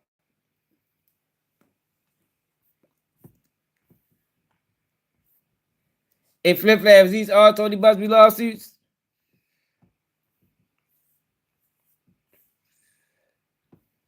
Oh, so it's the one with Justin Combs. Let's see what happens. Let's see what they said happened. We don't read all that. We just like to read the factual allegations. Look, here you go. Look, here they go. Look at the verbiage, y'all. For years, Combs and his businesses engaged in a persistent and pervasive pattern of abuse towards women, men, and minors. Yo, they threw the minors back in there. Yo, they put the minors. Yo, they put the minors back in there, y'all. Hold up. I'm gonna let the internet read this. Yo, they put minors back in there. These niggas crazy. Tyreek Connerly. For years, Combs and his businesses engaged in a persistent and pervasive pattern of abuse toward women, men, and minors. This abuse was, at times, verbal, emotional, physical, and sexual. As part of his pattern of abuse, Combs manipulated both men and women to participate in highly orchestrated performances of sexual activity with both commercial sex workers and unsuspecting partygoers. Hey, yo, there they go again. Yo, here he go. Tony Buzbee. Unsuspecting partygoers. Yo, there's nobody can vouch for these allegations, man. There hasn't been a party goer yet that vouched. Like a real party goer, not that orchestrated shit. Unsuspecting partygoers. In some cases, these were individuals who were contractors or vendors. In other cases, they were random individuals pulled from a hotel lobby, a show, or off the street. You're thinking crazy, yo. Hey, yo. Yo, get the fuck out of here, man. Yo, this is dirty work, y'all. Yo, where's the evidence of these things? There's no evidence. Is there evidence of somebody pulled from a hotel lobby and got thrown into a freak off? Like, yo, fuck out of here. In other cases, they were random individuals pulled from a hotel lobby, a show, or off the street. Combs ensured participation from these individuals by, among other things, obtaining and distributing narcotics to them with or without their knowledge, controlling their careers, leveraging his financial support and threatening to cut off the same, and using intimidation, violence, and illicit drugs. Yo, this nigga crazy. Tyreek Combs, while celebrated for his business acumen and influence in the entertainment world, has often been described in a more troubling light as powerful, manipulative. Joan, I don't know. We all trying to figure that shit out. Like, we all still trying to figure that out. It just doesn't make sense. Like I said, these people sold their soul. Diddy brought it. Who fault is that? Like I said before, who's worse? Yeah, matter of fact, I already make that a poll question. Who's worse, the soul seller or the soul buyer? Can I make that a question? Is this I can only do yes or no. Add option.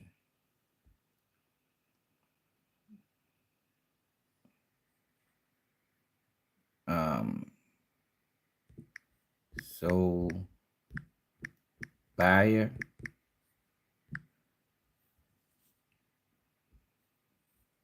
Soul seller.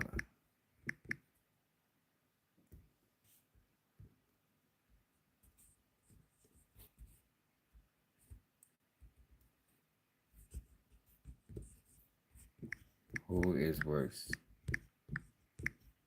Serious question though, y'all.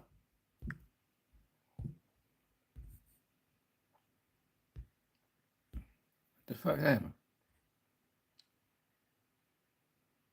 Each option must contain 1 of 35 cards.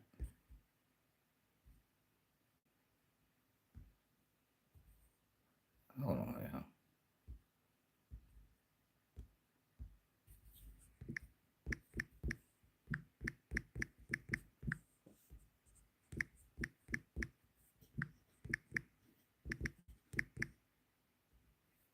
All right, bet.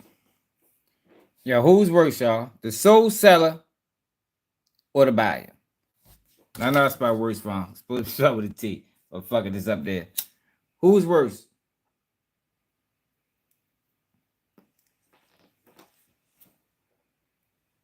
Yo, because I look at it, right?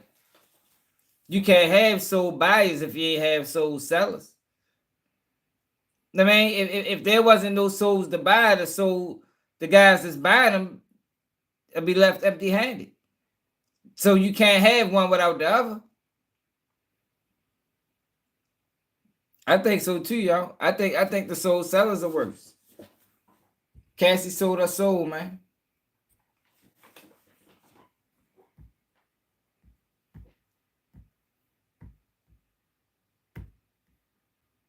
World has often been described in a more troubling light as powerful, manipulative, and problematic. His aggressive tactics, both in business and personal dealings, have drawn criticism, with many viewing him as someone who leverages his power to intimidate and control. This darker side of Combs' persona has been underscored by the numerous lawsuits and allegations that have surfaced over the years. Despite his undeniable success, his rise to the top is marred by a reputation for being ruthless and manipulative, using his influence in ways that have left a trail of legal and personal controversies, including but not limited to the... Yo, but they all do that. They all leverage their success. They all, why they really making this shit a fucking crime. No, Jonah, it ain't that many people involved in freak off. See, that's what these lawsuits is doing. It's not that many people involved in the freak offs. Diddy didn't freak off with the industry. He didn't freak off with the industry. Diddy freaked off with his girlfriend. Freak offs is something Diddy did behind closed doors. Like I said, you can't just invite everybody to the freak off. Like, hell no. And Freak offs is invite only. Like you can't just have everybody walking around knowing what to know, be freaking off, and Diddy out here rubbing nut on his chest and shit like that. Everybody can't be privy to that. You know what I mean? You gotta have a special kind of freak to do the freak offs. Like you can't just get anybody. You can't just go get the girl from church. I mean, you might get the girl from church, but you can't just go get the girl, walk down the street and be like, man, look, I got 5 guys. Yeah, you know what I mean? What you try to do? 3 nights, 3-night minimum, 72 hours straight. We're gonna take Adderall. We're gonna take pink cocaine. We're gonna take Percocets. Do we want Xanax? No, we're gonna leave the Xanax. Xanax make you sleepy. We trying to stay up for 3 days. We taking motherfucking ketamine. You feel me? Like yo, you can't do that with anybody, yo. These are special kind of women, man. You know what I mean? That's why he was acting so crazy about Cassie. She was a special breed. You think you can't just go pick up a Cassie and man, fuck no, that shit rare. That man found a diamond in the rough. What you talking about? Cassie's a diamond in the rough, man. You can't just find her walking down the street. Personal controversies including but not limited to the following. Hold up. For real though, buddy. All right, so let's get to the factual allegations, man. We ain't gotta go through all these fake ass lawsuits. Let's get to the fake one at hand today.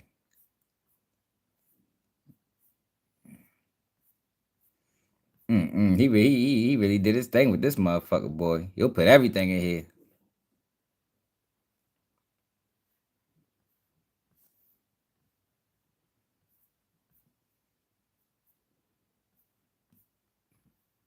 Yeah, he outdid himself with this one, y'all.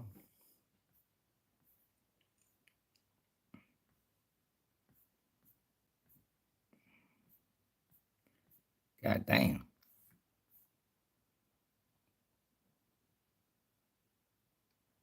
He got 10 more lawsuits. He coming with. Defendants organization, those 1 through 10 are currently unknown entities who are owned by and employed by this. He was owned by. Damn, did he own people? I guess he did. If you own your soul. All right, let's get to the factual allegations.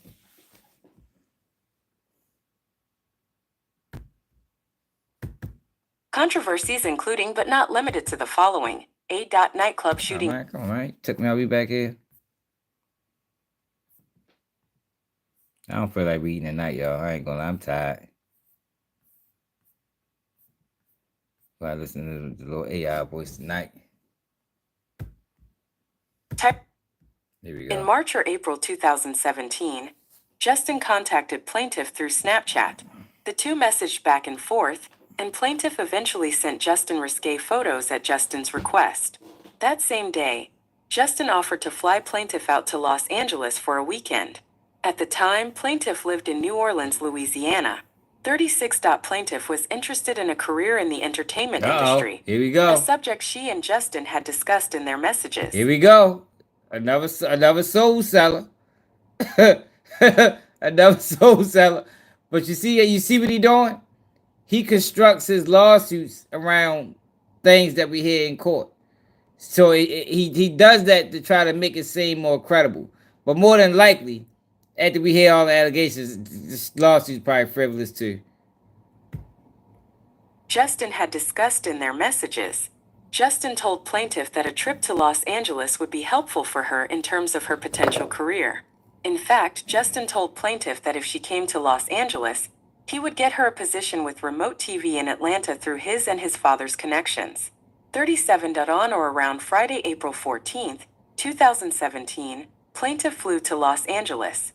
A driver in a black SUV picked her up that night and took her to a house Justin called the Glass House. On information and belief, the Glass House is an ultra-high-end property available for rent on Loma Linda Drive in Beverly Hills. 38. That night, plaintiff and Justin mostly talked, sharing a relaxed... Oh, why the fuck they always do that? Oh, all right. Oh, we right on pace. 38. That night, plaintiff and Justin mostly talked, sharing a relaxed evening alone in the palatial house. They stayed at the house all evening, which surprised plaintiff as she had expected to go out on the town. On Saturday, they stayed in the house all day as well, surprising and frustrating plaintiff. When asked if they were ever going to leave, Justin abruptly said, "No." Hey, yo. 39. That Hey, day yo. and into the Oh, here we go. The bullshit started already. So he took a he flew out to Los Angeles and kept in the house for 3 days. No, we ain't leaving the house. Fuck out of here. Hey, let's continue. 39. That day and into the evening, Justin offered plaintiff liquor and then marijuana, which plaintiff believed was laced due to the effect it had on her. Oh my God, here we go again. Yo, I swear, y'all, I ain't go back and sit through these, y'all. Here we go again. Now these guys all get money, but they got lace drinks. You just flew from Louisiana to California, and this man gotta lace your weed. He gotta lace your drinks. Justin Combs. Do people believe that? Is that believable in some people's opinion? You with Sean Combs' son. He gotta lace your drinks to get you acclimated, to get you loose, to let your defenses down. Man, get the fuck out of here, man. Which plaintiff believed was laced due to the effect it had on her. Justin then offered inmate plaintiff take various pills or poppers throughout the day. 40. After Justin and plaintiff had consumed multiple drugs, 3 other men arrived at the house. All 3 wore masquerade masks. 2 were unrecognizable to plaintiff, but she recognized. Get the fuck out of here, y'all. Yo, come on now. Come on now, y'all. Do this sound believable to y'all? He brought this girl from Louisiana to California, gave her all these drugs, and then 3 men walk in the house with masquerade masks on. So did they have it when they knocked on the door? Or did they put them on when they came in the house? Did they drive there with masquerade masks on? I got questions. I want to know, did these guys drive to the house with masquerade masks on? Like, when did they put these masks on? I think we need more answers. We need more details. I want to know when the mask came on. Straight up. Straight up and down. Did they drive there? Did they drive there with the mask on? Did they put the mask on before they came in the house? Is this on video? Can we see video of them putting the mask on? I think we need that, man. I think it's only right that they give us that. Right, they came in that bitch with fucking mask. Oh, what the fuck happened to my mouse? This fucking computer be geeking. Recognized the third as defendant Diddy, due in part to his stature and mannerisms, but also because Justin referred to him on at least one occasion as Pops. 14 TGBUCBOWFIRM sound INT 1 2 3 4 5 6 7 8 9 1 0 1 1 1 2 1. This fucking computer acting stupid. Hold on, man.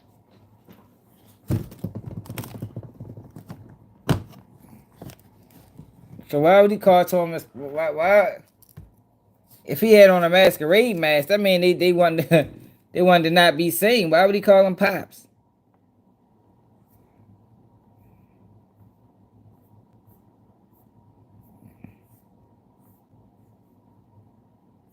Oh my gosh. Yo, this is bad. This is bad, y'all. Wait, it's gonna get real bad. It's gonna get worse, y'all. There they put themselves in it. But this not real. These lawsuits aren't real, y'all. They fake. These lawsuits are designed to kill Diddy image. These lawsuits are put out so the jury can see them. That was the goal from the beginning. Damage the jury pool. There's not a coincidence that 3 lawsuits drop on Diddy right before the case go to the jury. That is not a coincidence. That is intentional. It's intentional.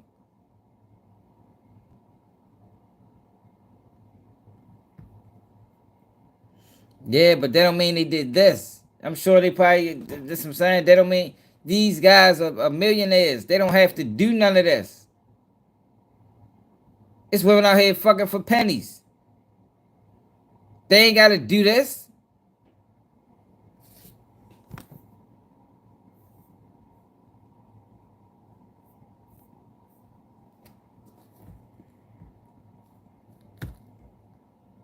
1, 2, 3.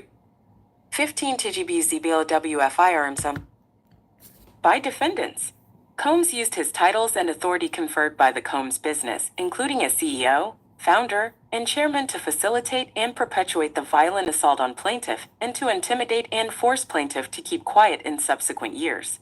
53. On information and belief, plaintiff alleges that defendant organizational does 1 through 10, inclusive, are other parties not yet identified who have enabled and conspired with Combs to commit the offending sexual battery in the ways articulated above and or in other ways, and or ratified the sexual battery thereafter. 54. On information and belief, plaintiff alleges that defendant individual does 1 through 10, inclusive, are other parties not yet identified who have enabled and conspired with Combs to commit the offending sexual battery in the ways articulated above and or in other ways. 5. Had consumed multiple drugs. 3 other men arrived at the house. All 3 wore masquerade masks. 2 were unrecognizable to plaintiff, but she recognized the third as defendant Diddy. Look, 2 is unrecognizable. But I seen Diddy. Yo, like, think about this, y'all. They on heavy drugs. They on heavy drugs. But they remember people just gotta use their brain, Alexander. Use your brain, man. They on heavy drugs. Everybody. But everybody remember Diddy, though. They don't remember nobody else but Diddy. Come on, yo. Can people use their brain to get out their emotions? Do that make sense to people? Every single one of these lawsuits don't remember nobody else. They don't remember nobody else. But I remember Justin. I remember Diddy. Who else was there? I couldn't tell you. I just know Diddy was there. Use your brain, man. It don't take a rocket scientist to see the shit. It's bogus. It's bogus. Another bogus, frivolous lawsuit by Tony Buzbee.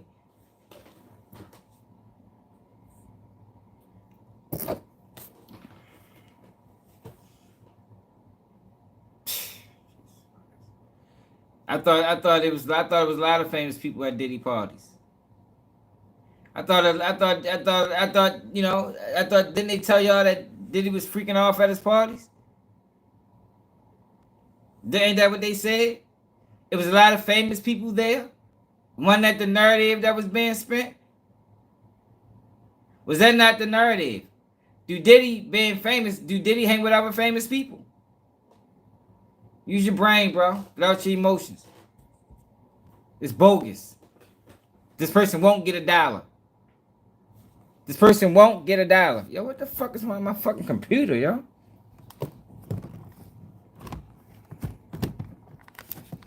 Fucking mouse keep disappearing and shit.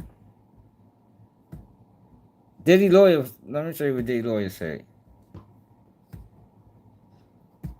It's a slander campaign. That's all it's ever been. It's all it's ever been. That's all it is now. Slander campaign.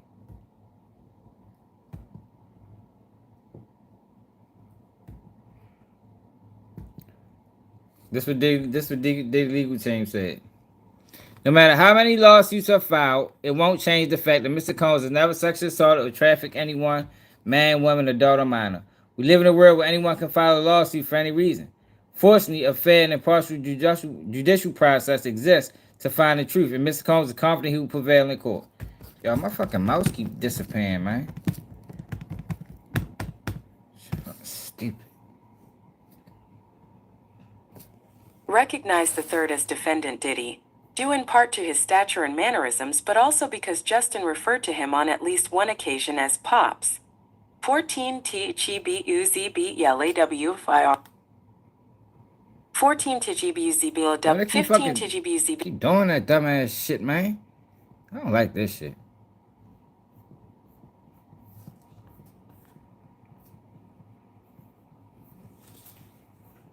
Keep taking me all the way back down here and shit.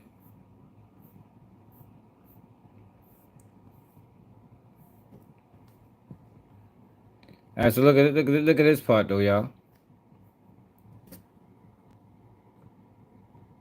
15 TGBUZBLW.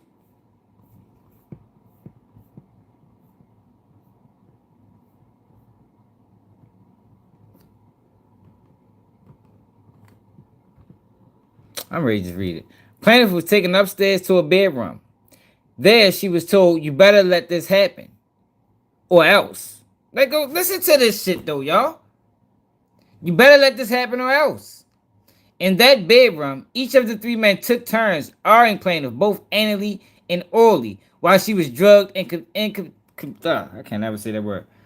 Incapacitated. Yo, it gotta be a police report to this. Yo, I'm standing tall against the federal government overreaching. Fuck Diddy.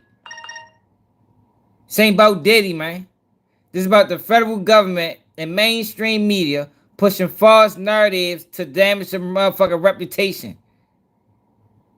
That's what this is about. Take Diddy, fuck Diddy. We ain't never gotta talk about Diddy again. We can still talk about this case.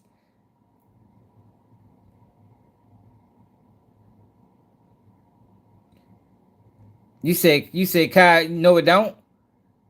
Do I gotta read this again? The plaintiff was taken upstairs to a bedroom. There, she was told, "You better let this happen, or else." In that bedroom, each of the three men took turns arguing plaintiff, both anally and orally, while she was drugged and you know the goddamn word. You don't think a police report should have been filed? 3 men violently.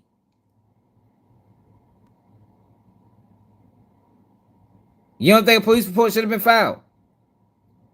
The brutal gang rape of plaintiff continued from Saturday evening through at least mid-Sunday. Man, get the fuck out of here. This shit is fucking ridiculous. Hey, y'all believe this shit y'all fucking want? Yo, from Saturday to mid-Sunday. From Saturday to mid-Sunday, y'all. Y'all believe this? Yo, people cannot be that fucking naive to believe this, man. It's no fucking way, y'all. I refuse to believe that people is that naive to believe this. No, yo, it's fucked up, yo. This, yo, like, yo, people not viewing this the right way. Yo, this is what mainstream media does to black people. This is what they do, man. This is a complete slander campaign. Complete slander, nothing more, nothing less. Slander campaign. And y'all sitting back fucking cheering them on. Y'all cheering the slander campaign on. Like, yo, look at this shit, y'all. So 3 men violently raped this girl from Saturday evening to midday Sunday for 24 hours. Know why they said that? Because in court it say that Diddy sucked freak offs last 24 hours. Yo, use your fucking brain, man. They construct lawsuits around the federal case to make it sound believable. So people be like, "Oh shit, well, Diddy was doing that in court. Then he possibly, but it's lies. It's lies.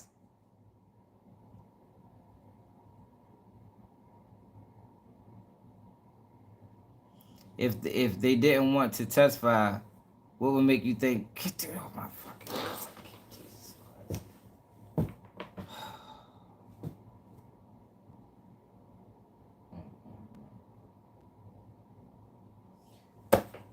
Yo, you don't think the federal government reached out to these people? The way that they were struggling with this case, you don't think they would have loved to have 30 victims on the stand? You don't think that would have been ideal for them to have 30 victims? At least 10. Let's take away 30. Matter of fact, let's say 6. Let's say 7. You don't think they would have loved to have 7 victims on the stand? Or what's more likely? Let me ask you this. What's more likely? That they interviewed these people and saying that they wasn't credible? Or that they just knew they was credible but decide we good on them. We don't want to bring them into court. What's more likely to you, kid? What's more likely? Because we deal with likelihood, probability, chance. You know, we deal with logic. What is more likely in that scenario? That they interviewed these people and deemed them uncredible, or They interviewed these people because they definitely would have interviewed them. And they say, you know what? We're just going to leave them out the case. We believe everything this person is saying, but we don't want them to come to court.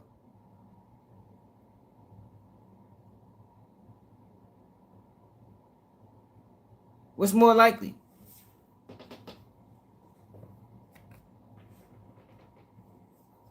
You know what's more likely.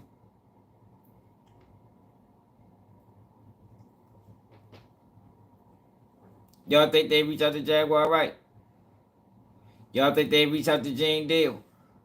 Y'all think they reach out to Roger Barnes? Y'all think they reach out to these people? And they decide to exclude them from the case? Come on, man. They're not credible. They lying. All they can do is hurt the case.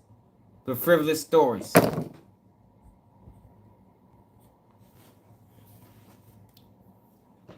On Monday, plaintiff was driven back to the airport and dropped off.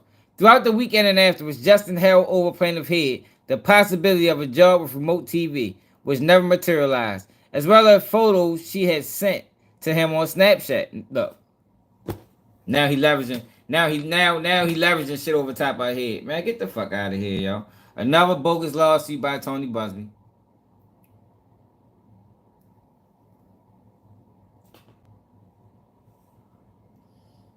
All right, what lawsuit, Dale? Let's get to the next one.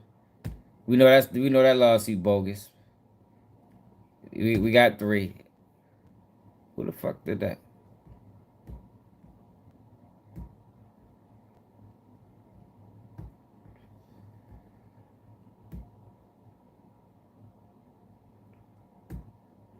All right, let's go to the next one. Buzbee Law Firm again. Tony Buzbee is back.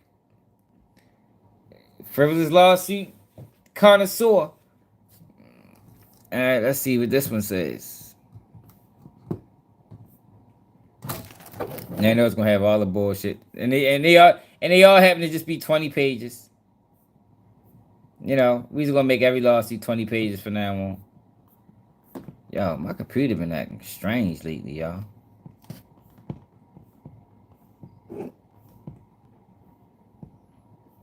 No, fucking shit acting like that for. Alright.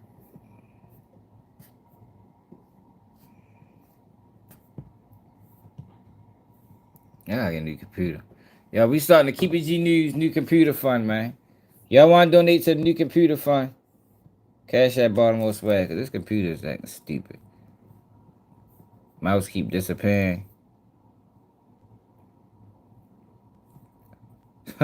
Look, here you go. Rufinol, date rape drug. You ain't hear none of that in federal court. But in these lawsuits, Diddy is using date rape drugs. And lemon drops. GHB. Look, here go the lie. Hey, look, y'all. We already proved this was a lie in the other lawsuit. Hold up. Let's go to this lawsuit. No, that's not the one. What the one we was looking at the other day? Here you go, right here.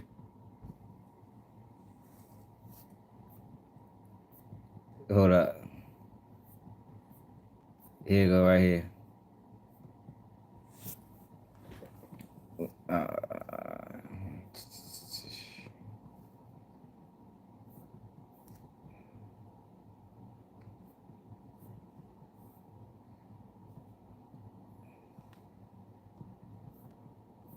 Hold on. Where it said there's no proof that you can put anything in baby oil.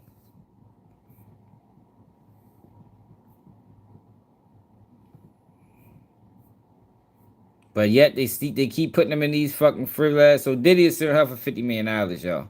If you don't know what I'm looking at. This is the Ariel Mitchell girl that been lying on Diddy all that time.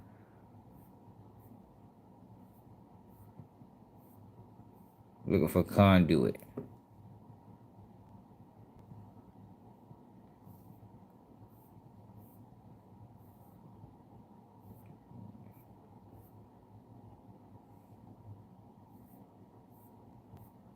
I'm looking for the word conduit.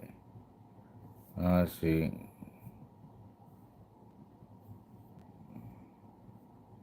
including minors.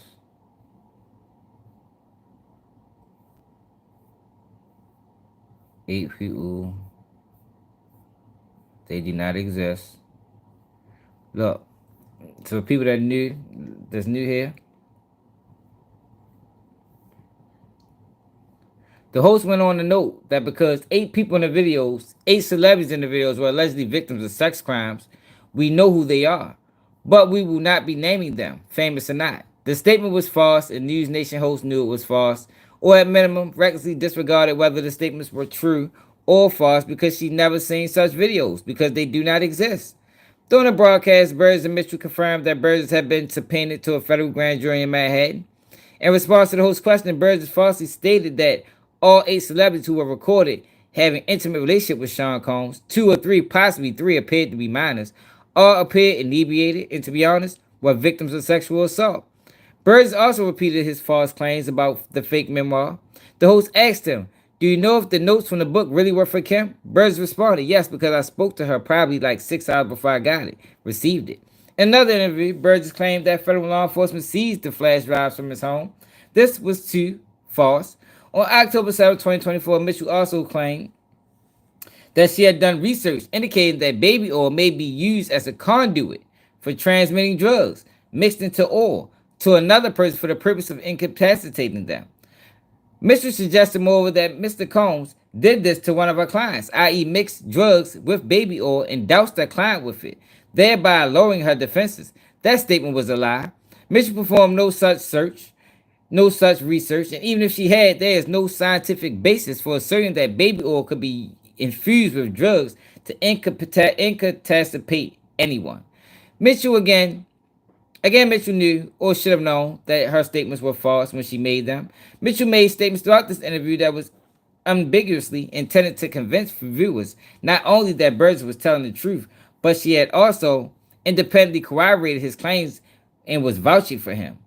Like, yo, this is the shit that's going on Diddy, y'all. See, your favorite blogger don't read you this. This is a lawsuit, $50 million Diddy suing her for. Which you see this type of language? Which she knew did not exist. She's making false claims. The statements were completely false. Look at this. Mitchell endorsed the ludicrous allegations of her client Burgess, stating that Burgess has done interviews where he purported to own several flash drives that included sex tapes with 8 distinct individuals, including an A-list celebrity and Diddy, all engaged in sex. He believes that these people were intoxicated and they may have not known they were being recorded. Then explicitly endorsing Burgess' known lies as truth, Mitchell added, and Courtney ultimately handed over the video to the federal government. These statements were completely false. Mitchell knew these statements were false because no such video was ever turned over to the government because no such video exists. Now let's get back to the lawsuit. So when you see things like this,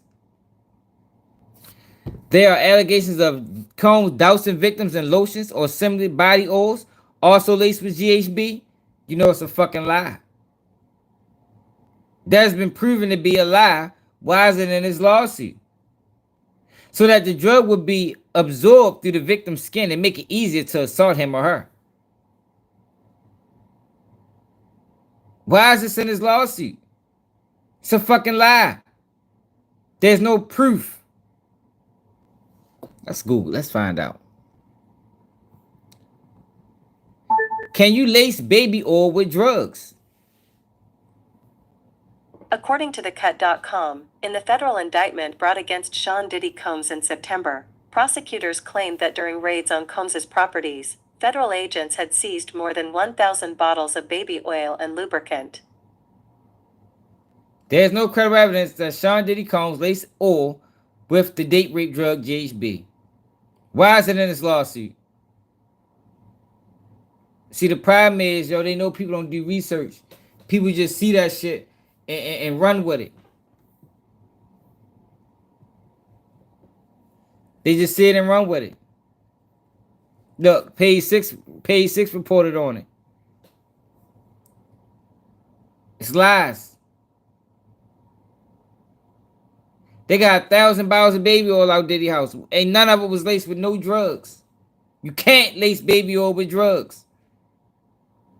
It's no scientific proof. So why the fuck would this fuck boy put it in the lawsuit?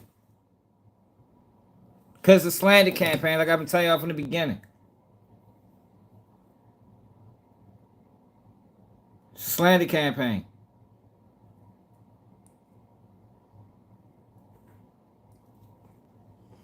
Let's see what this lawsuit is talking about. I'm sure it's more lies.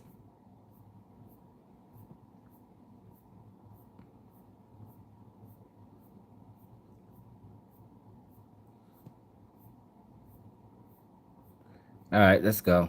Here we go. January 20th, 2023. Let's see what happened. Oh my God. Now they saying Diddy gay. Jesus Christ. This shit just, yo, this is dirty work, y'all.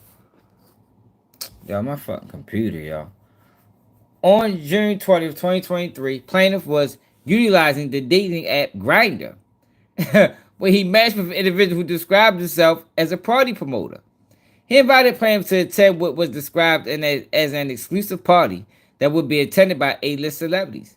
He provided plaintiff with the address for the party, as well as instructions of how to get there, how to get in once he arrived. The address that plaintiff was provided was 200 South Mapleton Drive, Los Angeles, California. Upon information and belief, defendant Diddy Combs owned and lived at this address. Here we go. Here we go again. Here we go. Y'all get ready. Hold up. Let's see what happened. Let's see what they said. Yo.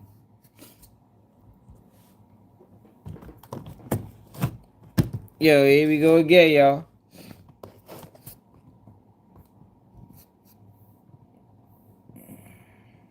Yo, this shit crazy, y'all. Cassie's heating up baby oil because, you know, Steve Harvey heats up baby oil too. He says the best way to use it. You gotta heat it up.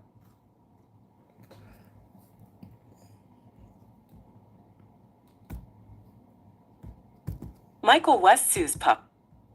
Plaintiff took a taxi to the address and once he arrived was immediately taken by the impressive $60 million home. At the door he was required to show proof that he was invited to the party. His phone was then taken by the event security, who informed him that he would be able to get it back after the party was over. Plaintiff entered the party, which was in full swing by the time he arrived.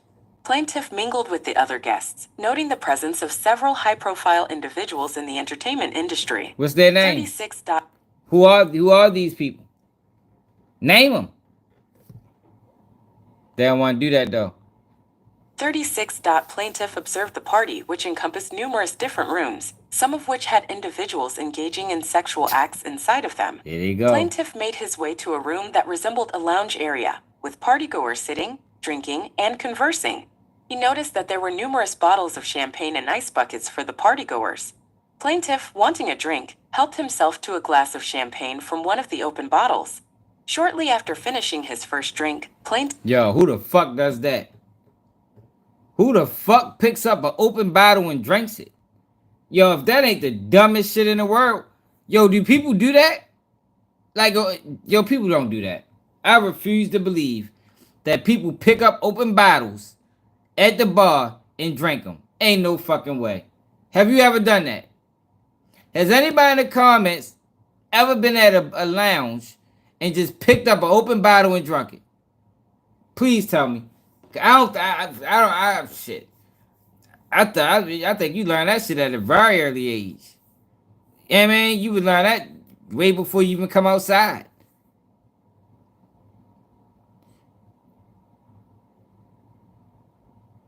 Yo, who does that, yo? I don't think people do that at all. Like, even with water, you can have a water in the house, and it could be in the house with your family and your kids, and motherfucker won't pick that bitch up and drink it. So we already caught one lie, because people don't do that. Ain't nobody that goddamn stupid. His first drink, plaintiff began to feel abnormally lightheaded. a sensation that far exceeded what one would expect to feel after a single glass of champagne. Plaintiff's memory quickly faded into a blackout. 37. The next thing that plaintiff recalled was awakening on the floor with his pants around his ankles. Get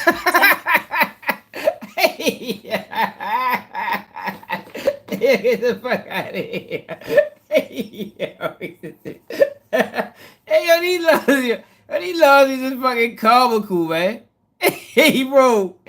He broke. And nigga said, next thing he know, he woke up with his pants around his ankles.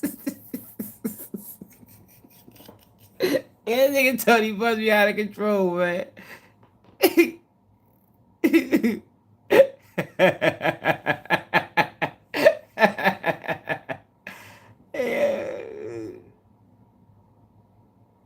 Hey, yo, get the fuck out of here, man. Yo, these niggas is crazy. Yo, they think he's stupid, yo. Like, well, these lawsuits are disrespectful. Judge Arthur ain't no fucking sympathy. Judge Arthur don't know what the fuck he talk about. Just because he performed to the freak off, that don't mean everything he say is true. I mean, you'll be lying too. His ankles. Plaintiff noticed that his genitals were exposed and that someone was groping and manipulating his penis. And look, this is not a freak off, Kia or Kai. This is a Diddy party. Diddy parties wasn't freak offs. People gotta understand that. Diddy parties wasn't freak offs. Diddy parties was Diddy parties.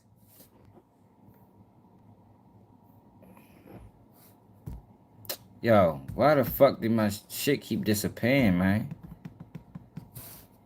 There we go.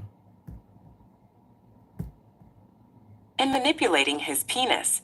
He looked around and saw Doe 1, a black male, groping him while Defendant Combs and another celebrity watched and encouraged Doe 1. Look, Defendant Combs and another celebrity.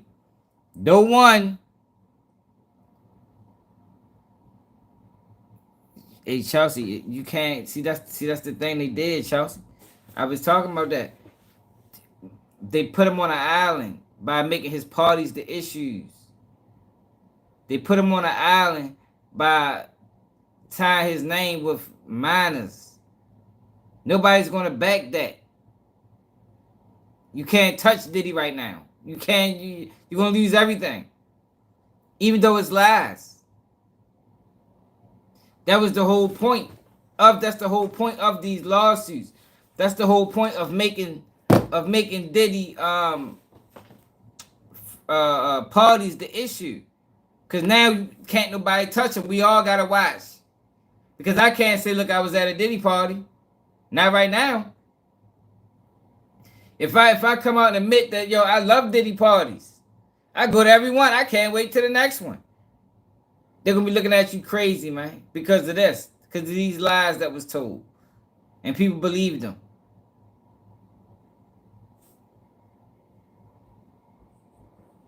Man, fuck the Island Boys. Them boys kiss each other.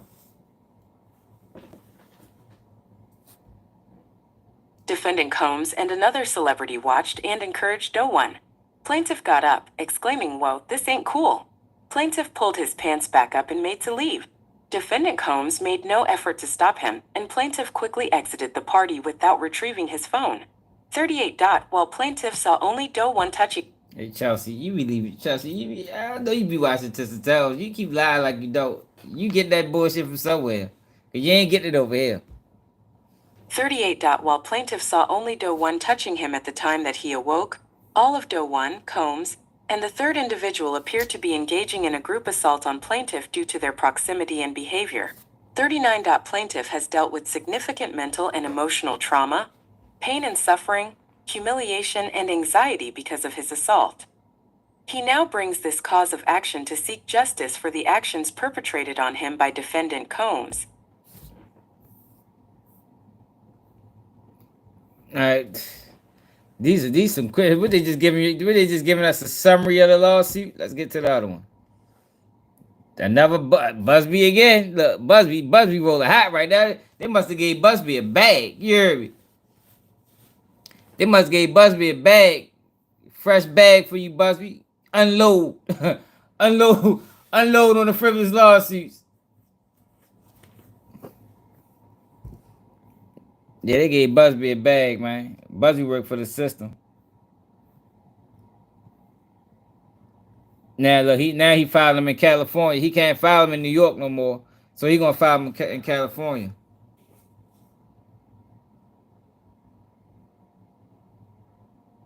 Because I'm on her ass, Chelsea. Because I think she a plant. All she do is shame black men. And I don't think she black. Not American anyway. Well, you gonna be shocked when you find out she accepted Diddy freak off offer, Chelsea. That's gonna shock the shit out you when you find out Tissa Tails gonna be the latest Diddy freak off, the welcome home freak off.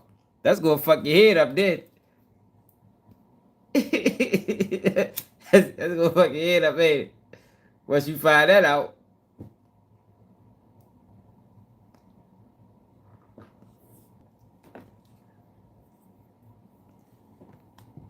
I knew you watched it. They did tell me you ain't watched it the other day.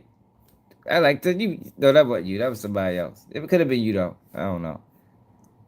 You should. Hey, Charles, you need to start watching her every day. Cause watching her every day is poisoning your mind.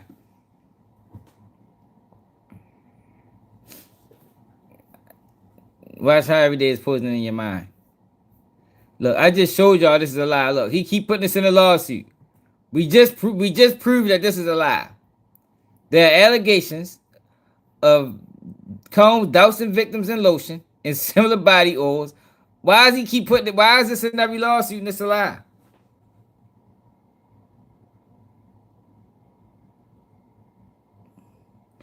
Why is she, because you can't find out knowing a girl, Google her, see what pops up.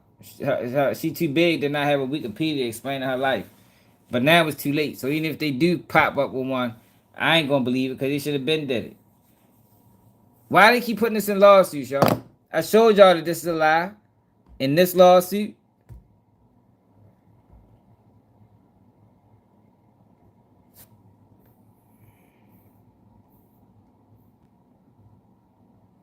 I showed you it was a lie.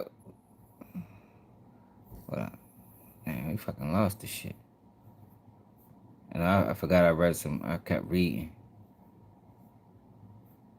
Look, I showed you it was a lie. In this lawsuit that Diddy filed against Ariel Mitchell, Mitchell falsely claimed that she had done research indicating baby oil may be used as a conduit. We Googled it and found out it was a lie. Right here. But yet, this fuckboy keep putting them in lawsuits. So well, what the fuck is really going on? Why is he lying?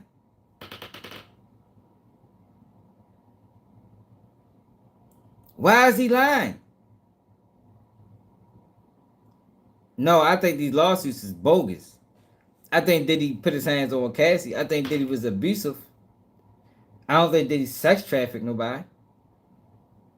Can somebody answer me this? Hey, Chelsea, why he keep putting this in the lawsuit?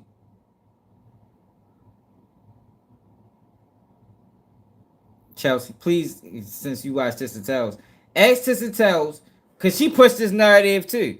Ask Tissa Tails why the fuck she keep lying. This is a lie right here.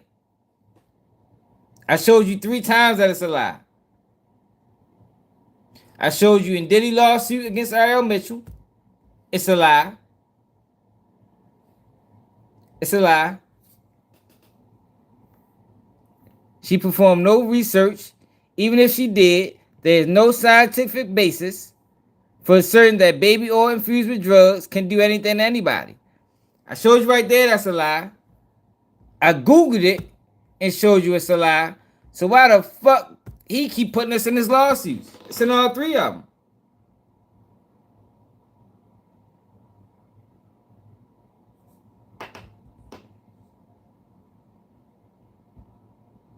Come on, Chelsea. I know you still here. And we need answers. Ask Tissa Tails. She said it. She pushed that shit to her audience. Ask her why the fuck she was lying. She pushed that shit to us. I watched her do it. on several occasions.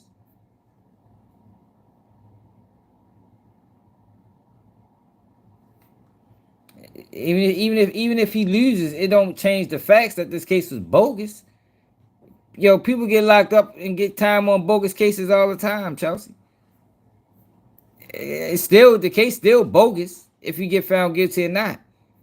Me personally, I don't think he is. Not on the main charges. If Diddy get found guilty on transporting sex workers, that's a win. That's a win. He beat the case. All right, so let's get to this frivolous lawsuit. Brandon Adams sues pup.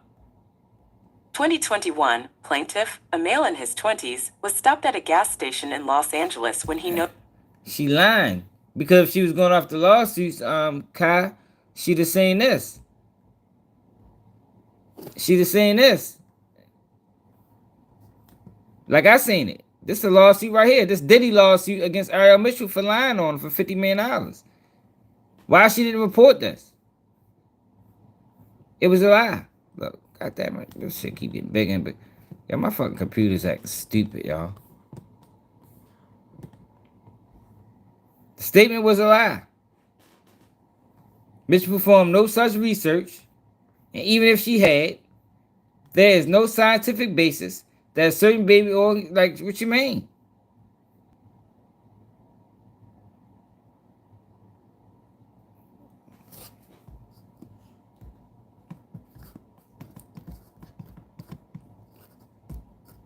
She's not reporting. She's lying intentionally. That's what she's doing. And we're going to make sure she get a freak off out of it. That's the least we can do. I think that's the least we can do for her, man. For being so invested, we got to give her the real deal. You know what I mean? 2000. She did lie. Look, I just showed you she lied, Kelsey. You seen the video when she said it, Chelsea. You seen the video when she said Diddy was dousing people with baby oil mixed with drugs. You watched it because I watched it. And I'm sure you watch it way more than me. Well, we've been watching it lately since the Diddy trial. But you seen it. She reported on it. She pushed it to our people. She lied. She told y'all Tony Buzbee was credible. Then came back and said Tony Buzbee not credible. Now she's saying Tony Buzbee is credible again. Which one is it? Tisa, goddamn. Can you keep a story? Shit. Like, tell us the truth for once.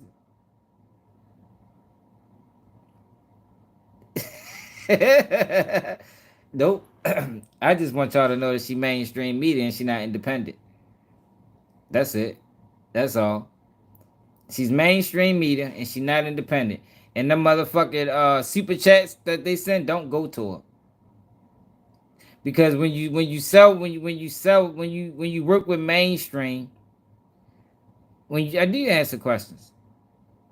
When you work with mainstream, I'm explaining it to you. When you work with mainstream, they control your page. They pay you up front. The money you get from your page goes to them. Now, she might get a percentage, but that shit not hers. She don't get no YouTube check. She get paid from the corporations.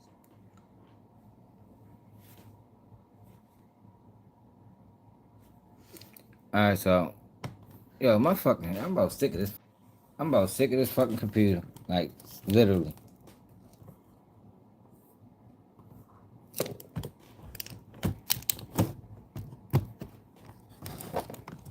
Shit stopped malfunctioning now.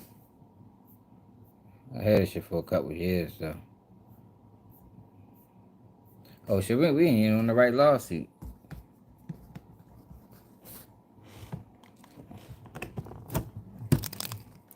So Chelsea, you ain't see her lie. Is that what you tell me? You don't look at that as a lie. All right, let's get back to the factual allegations. Angeles when he noticed a black executive-style SUV pull in. The driver of the SUV struck up a conversation with plaintiff about plaintiff's vehicle, I don't watch a none Nissan of them GTR. I don't watch none of them people, man. I don't watch them niggas. Like, why am I watching? They copy me. I don't know if you noticed. Yo, but I don't copy nobody on YouTube. You have never heard me say something that somebody else said, unless I said it first. That motherfucker sit over here, watch, copy, don't give no credit. And I ain't talking about, I don't know if they do it specifically, but I done cool hood educated doing it. But I don't watch them guys. I don't watch them guys at all.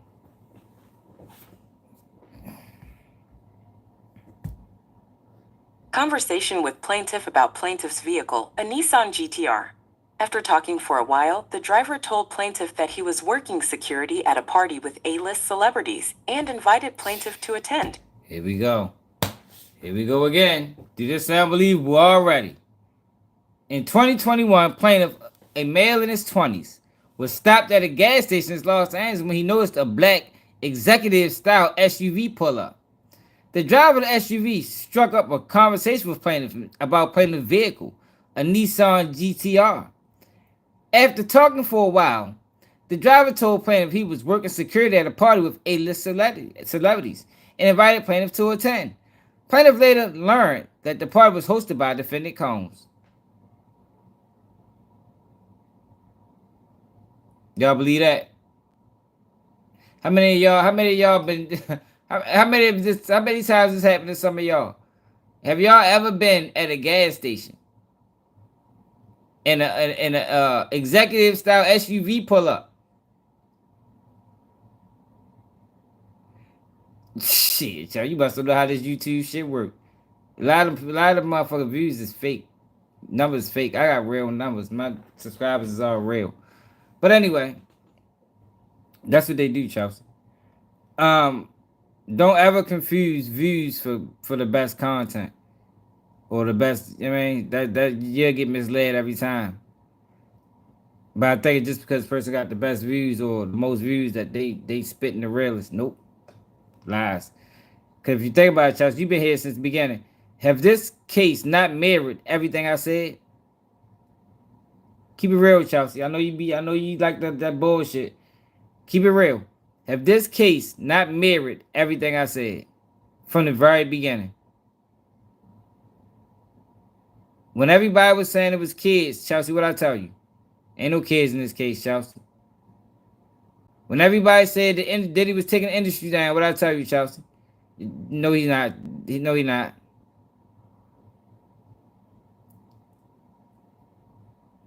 Yeah, but people subscribe because people chase views. I just explained it to you. But do you remember these conversations that we had? Because we didn't have these conversations. When they were saying Diddy was taking a plea deal, Chelsea, what I tell you? He ain't taking no plea deal.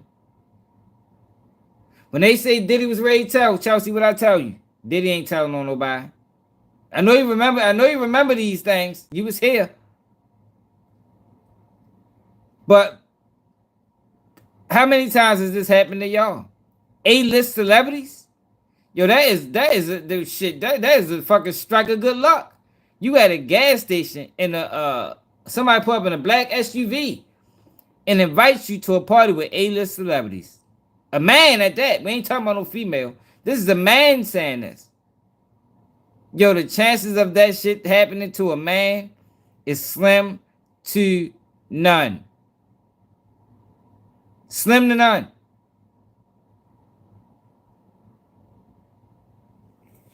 By another man at that.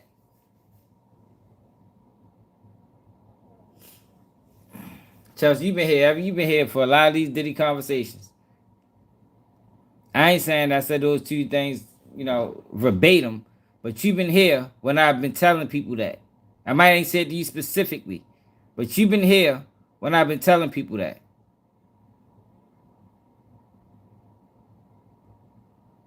Everything I said has been people heard months ago. You've been here because we done went back and forth about it.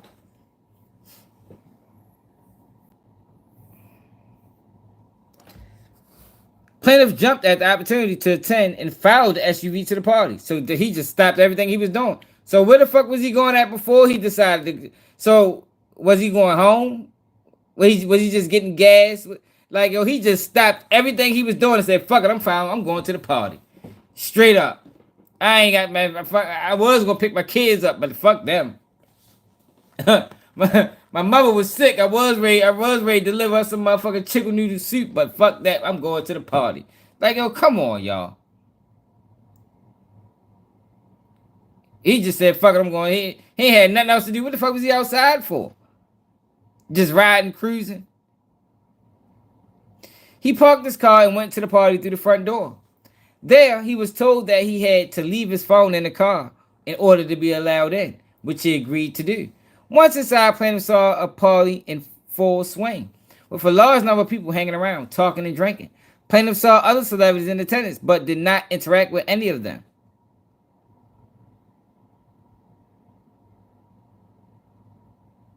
Okay.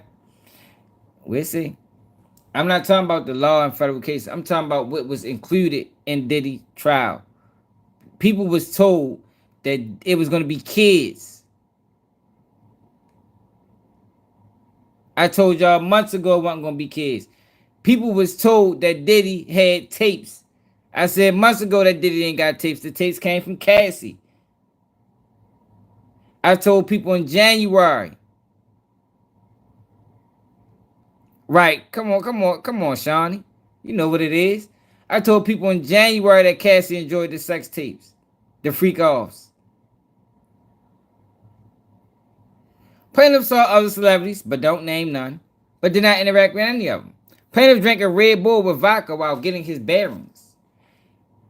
He was then approached by a female server dressed in lingerie who was carrying a tray filled with glasses of champagne. Plaintiff took a glass and drank it. Shower what it is, baby.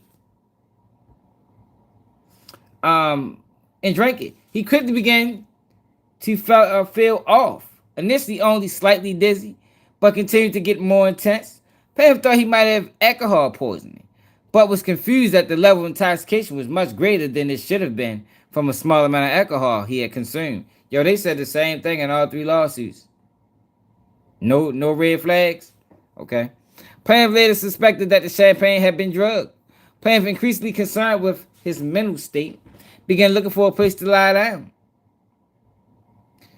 He eventually found an empty bedroom, collapsed into the bed, and felt unconscious.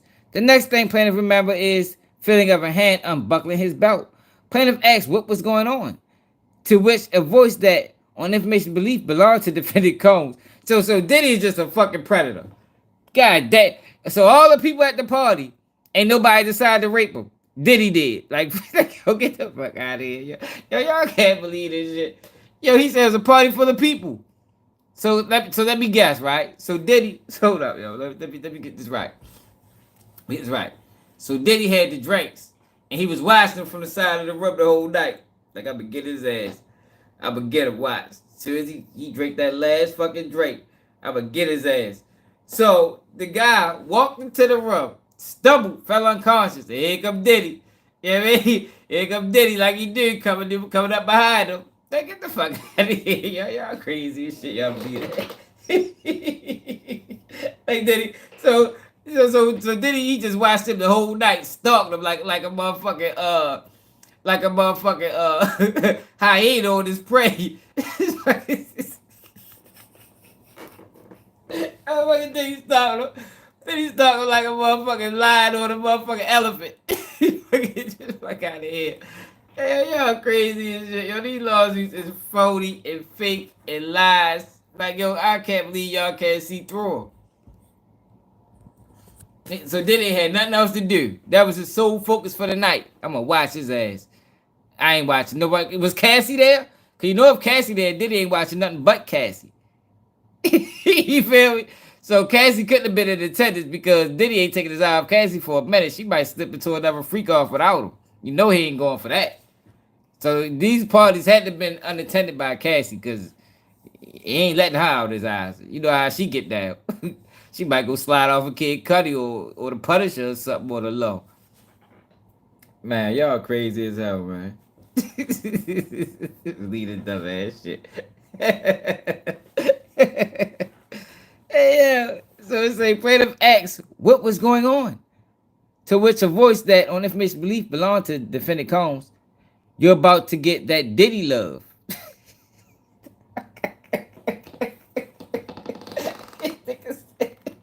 You're about to get that Diddy love. Yeah, that's the Diddy love, yo. Hey, yo, we need a definition of Diddy love. Yo, at the end of this lawsuit, it should have been a definition of what Diddy love equals. Like, what the fuck is Diddy love, yo? We don't understand that terminology, Buzbee. We need further clarification. Plaintiff still unable to understand what was going on due to his intoxication, and they should believe that a woman was attempting to take his clothes off to have sex with him. Plaintiff tried to stop this by stating, "I'm sorry, I can't. I'm married. I have kids." So you married with kids, yo, you just decided to go to a random party with a stranger.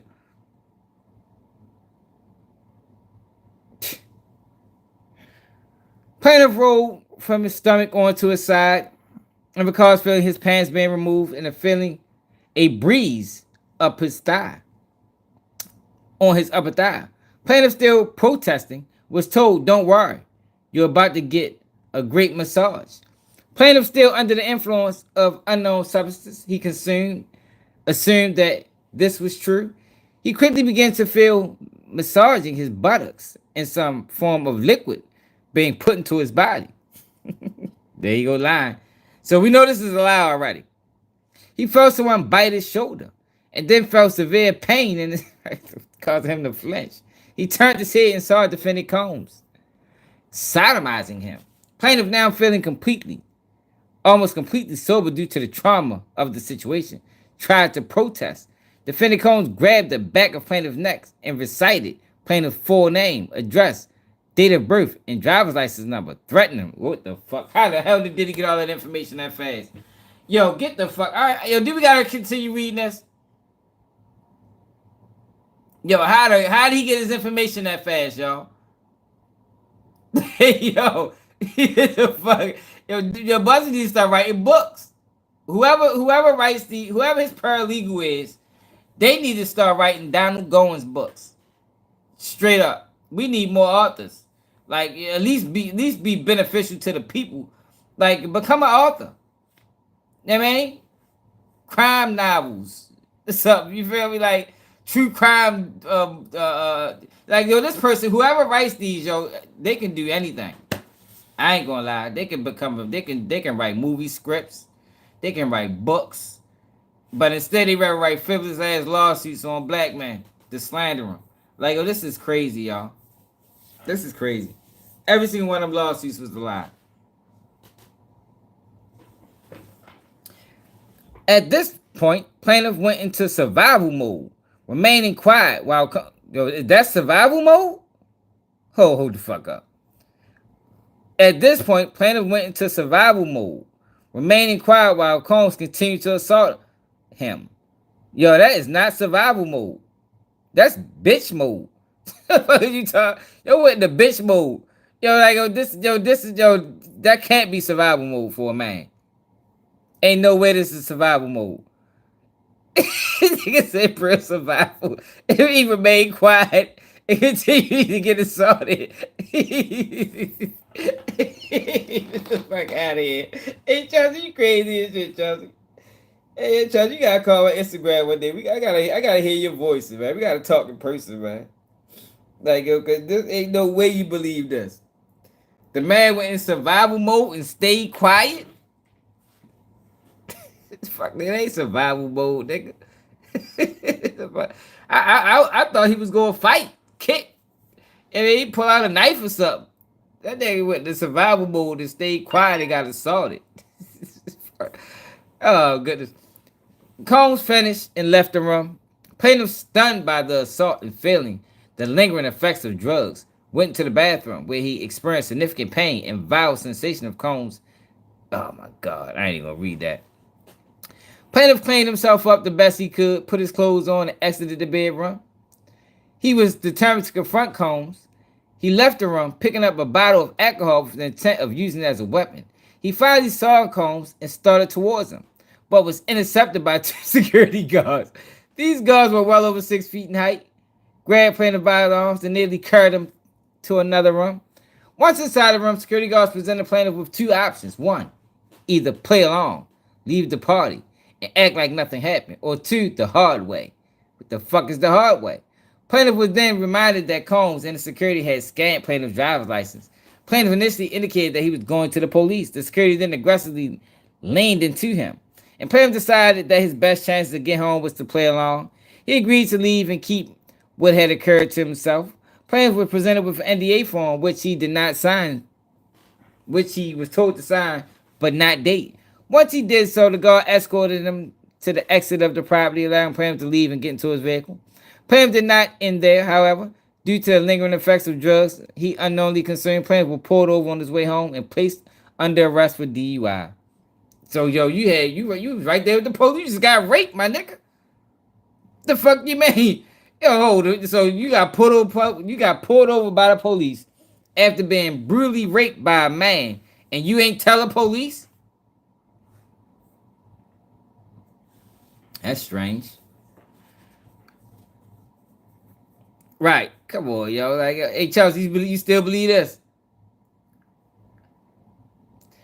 Due to Combs' actions, plaintiff has lived with shame, humiliation, embarrassment, and emotional and mental pain of that night ever since.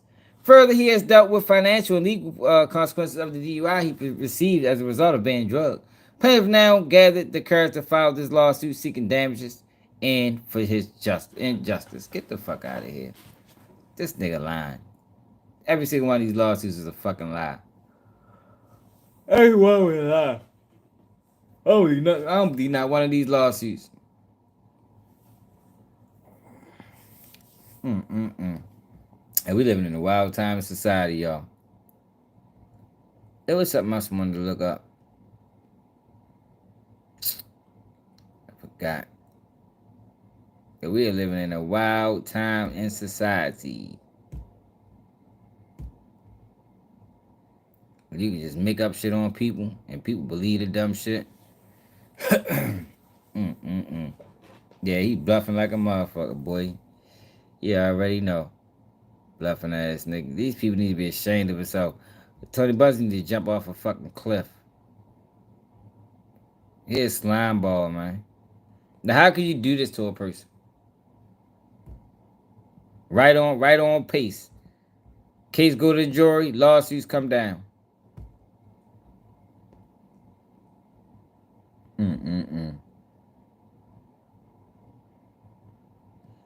It was something else I wanted. I was thinking about something while I was reading that shit. I fucking forgot. Hey, Chelsea, what you just say? That's what made me think about it. Oh, I wanted to show y'all. I need to go back to these old videos, man. For people that think I just be talking. I got Diddy name in like 100 videos. Dating back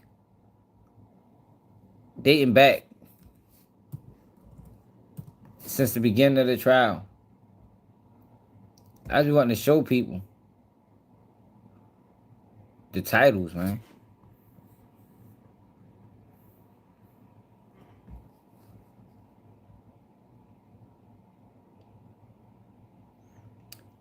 This was in March.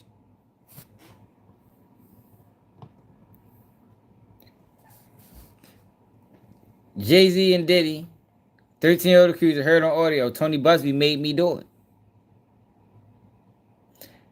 9 sex tapes reveals Cassie enjoyed the freak-offs. Like, yo, this how long I've been telling y'all this shit from the beginning. January 2025.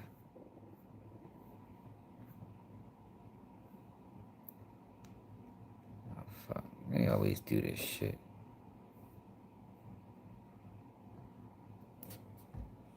United States government hiding evidence in Diddy case. 4 documents.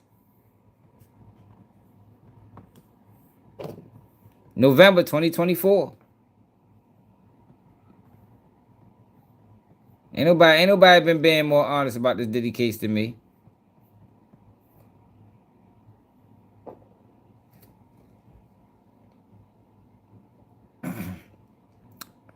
Jaguar Wright called Diddy arrest. Affairs playing dirty.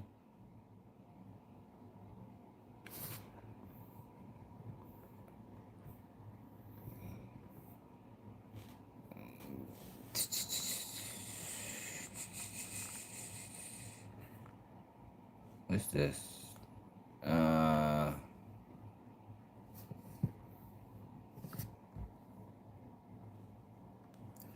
Diddy ex bodyguard Roger Bond's son flew to Africa to murder his friend, ex new boyfriend.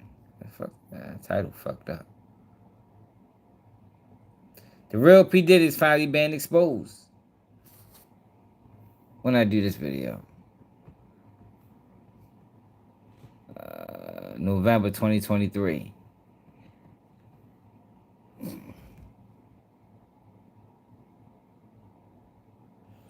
All right, let's go to lives because I got a whole bunch of live videos.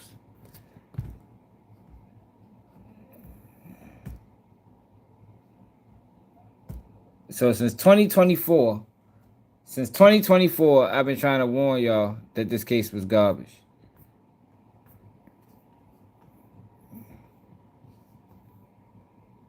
What the fuck?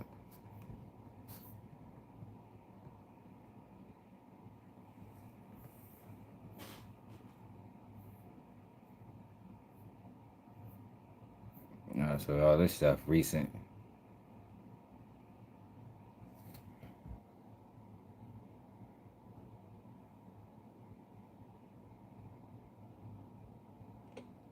But I've been on Tissa Tails here since February. She probably can't stand my motherfucking ass. Like, I'm so sick of this nigga. Keep talking about me, talking about I'm going to join the freak offs. Hugo is Yeah, I done fucked car up. I ain't going insurance back over that there. lets you pay at your own pace. Tired of big monthly payments? Hugo breaks up your insurance bill into small pieces to help you pay for coverage a little bit at a time. This means I just wanted to show y'all basically, y'all. I've been on this Diddy train for a while. You can go back. Bully know he been here. A lot of people been here. You go back and watch the videos from 2024. And I was telling y'all the case is bogus. The feds playing dirty. They don't got no case. Cassie enjoyed the freak offs. There wasn't no kids involved. Like all of these things are entitles. Yeah, man, it's all entitled. So a lot of people that's keeping up with the case is stunned and shocked that the things that they was being told that was in the case ain't in the case. But the only reason they believe that is because they was following the wrong channels. You know what I mean? They was listening to mainstream media. Mainstream media was lying. But I'm gonna take my ass to bed. Shit, sleep to everybody that tapped in. We're gonna try to get live in tomorrow. I don't know what time. We definitely gonna get one in on the night. Around the same time we got on the night, about 12:30. But yeah, man, make sure y'all hit that like button, subscribe to the channel, share the live. If you're watching this on a replay, hit the like button, leave a comment, man, what it is. It's another day. Keep what you need. Sleep to everybody that tapped in. And I'm out.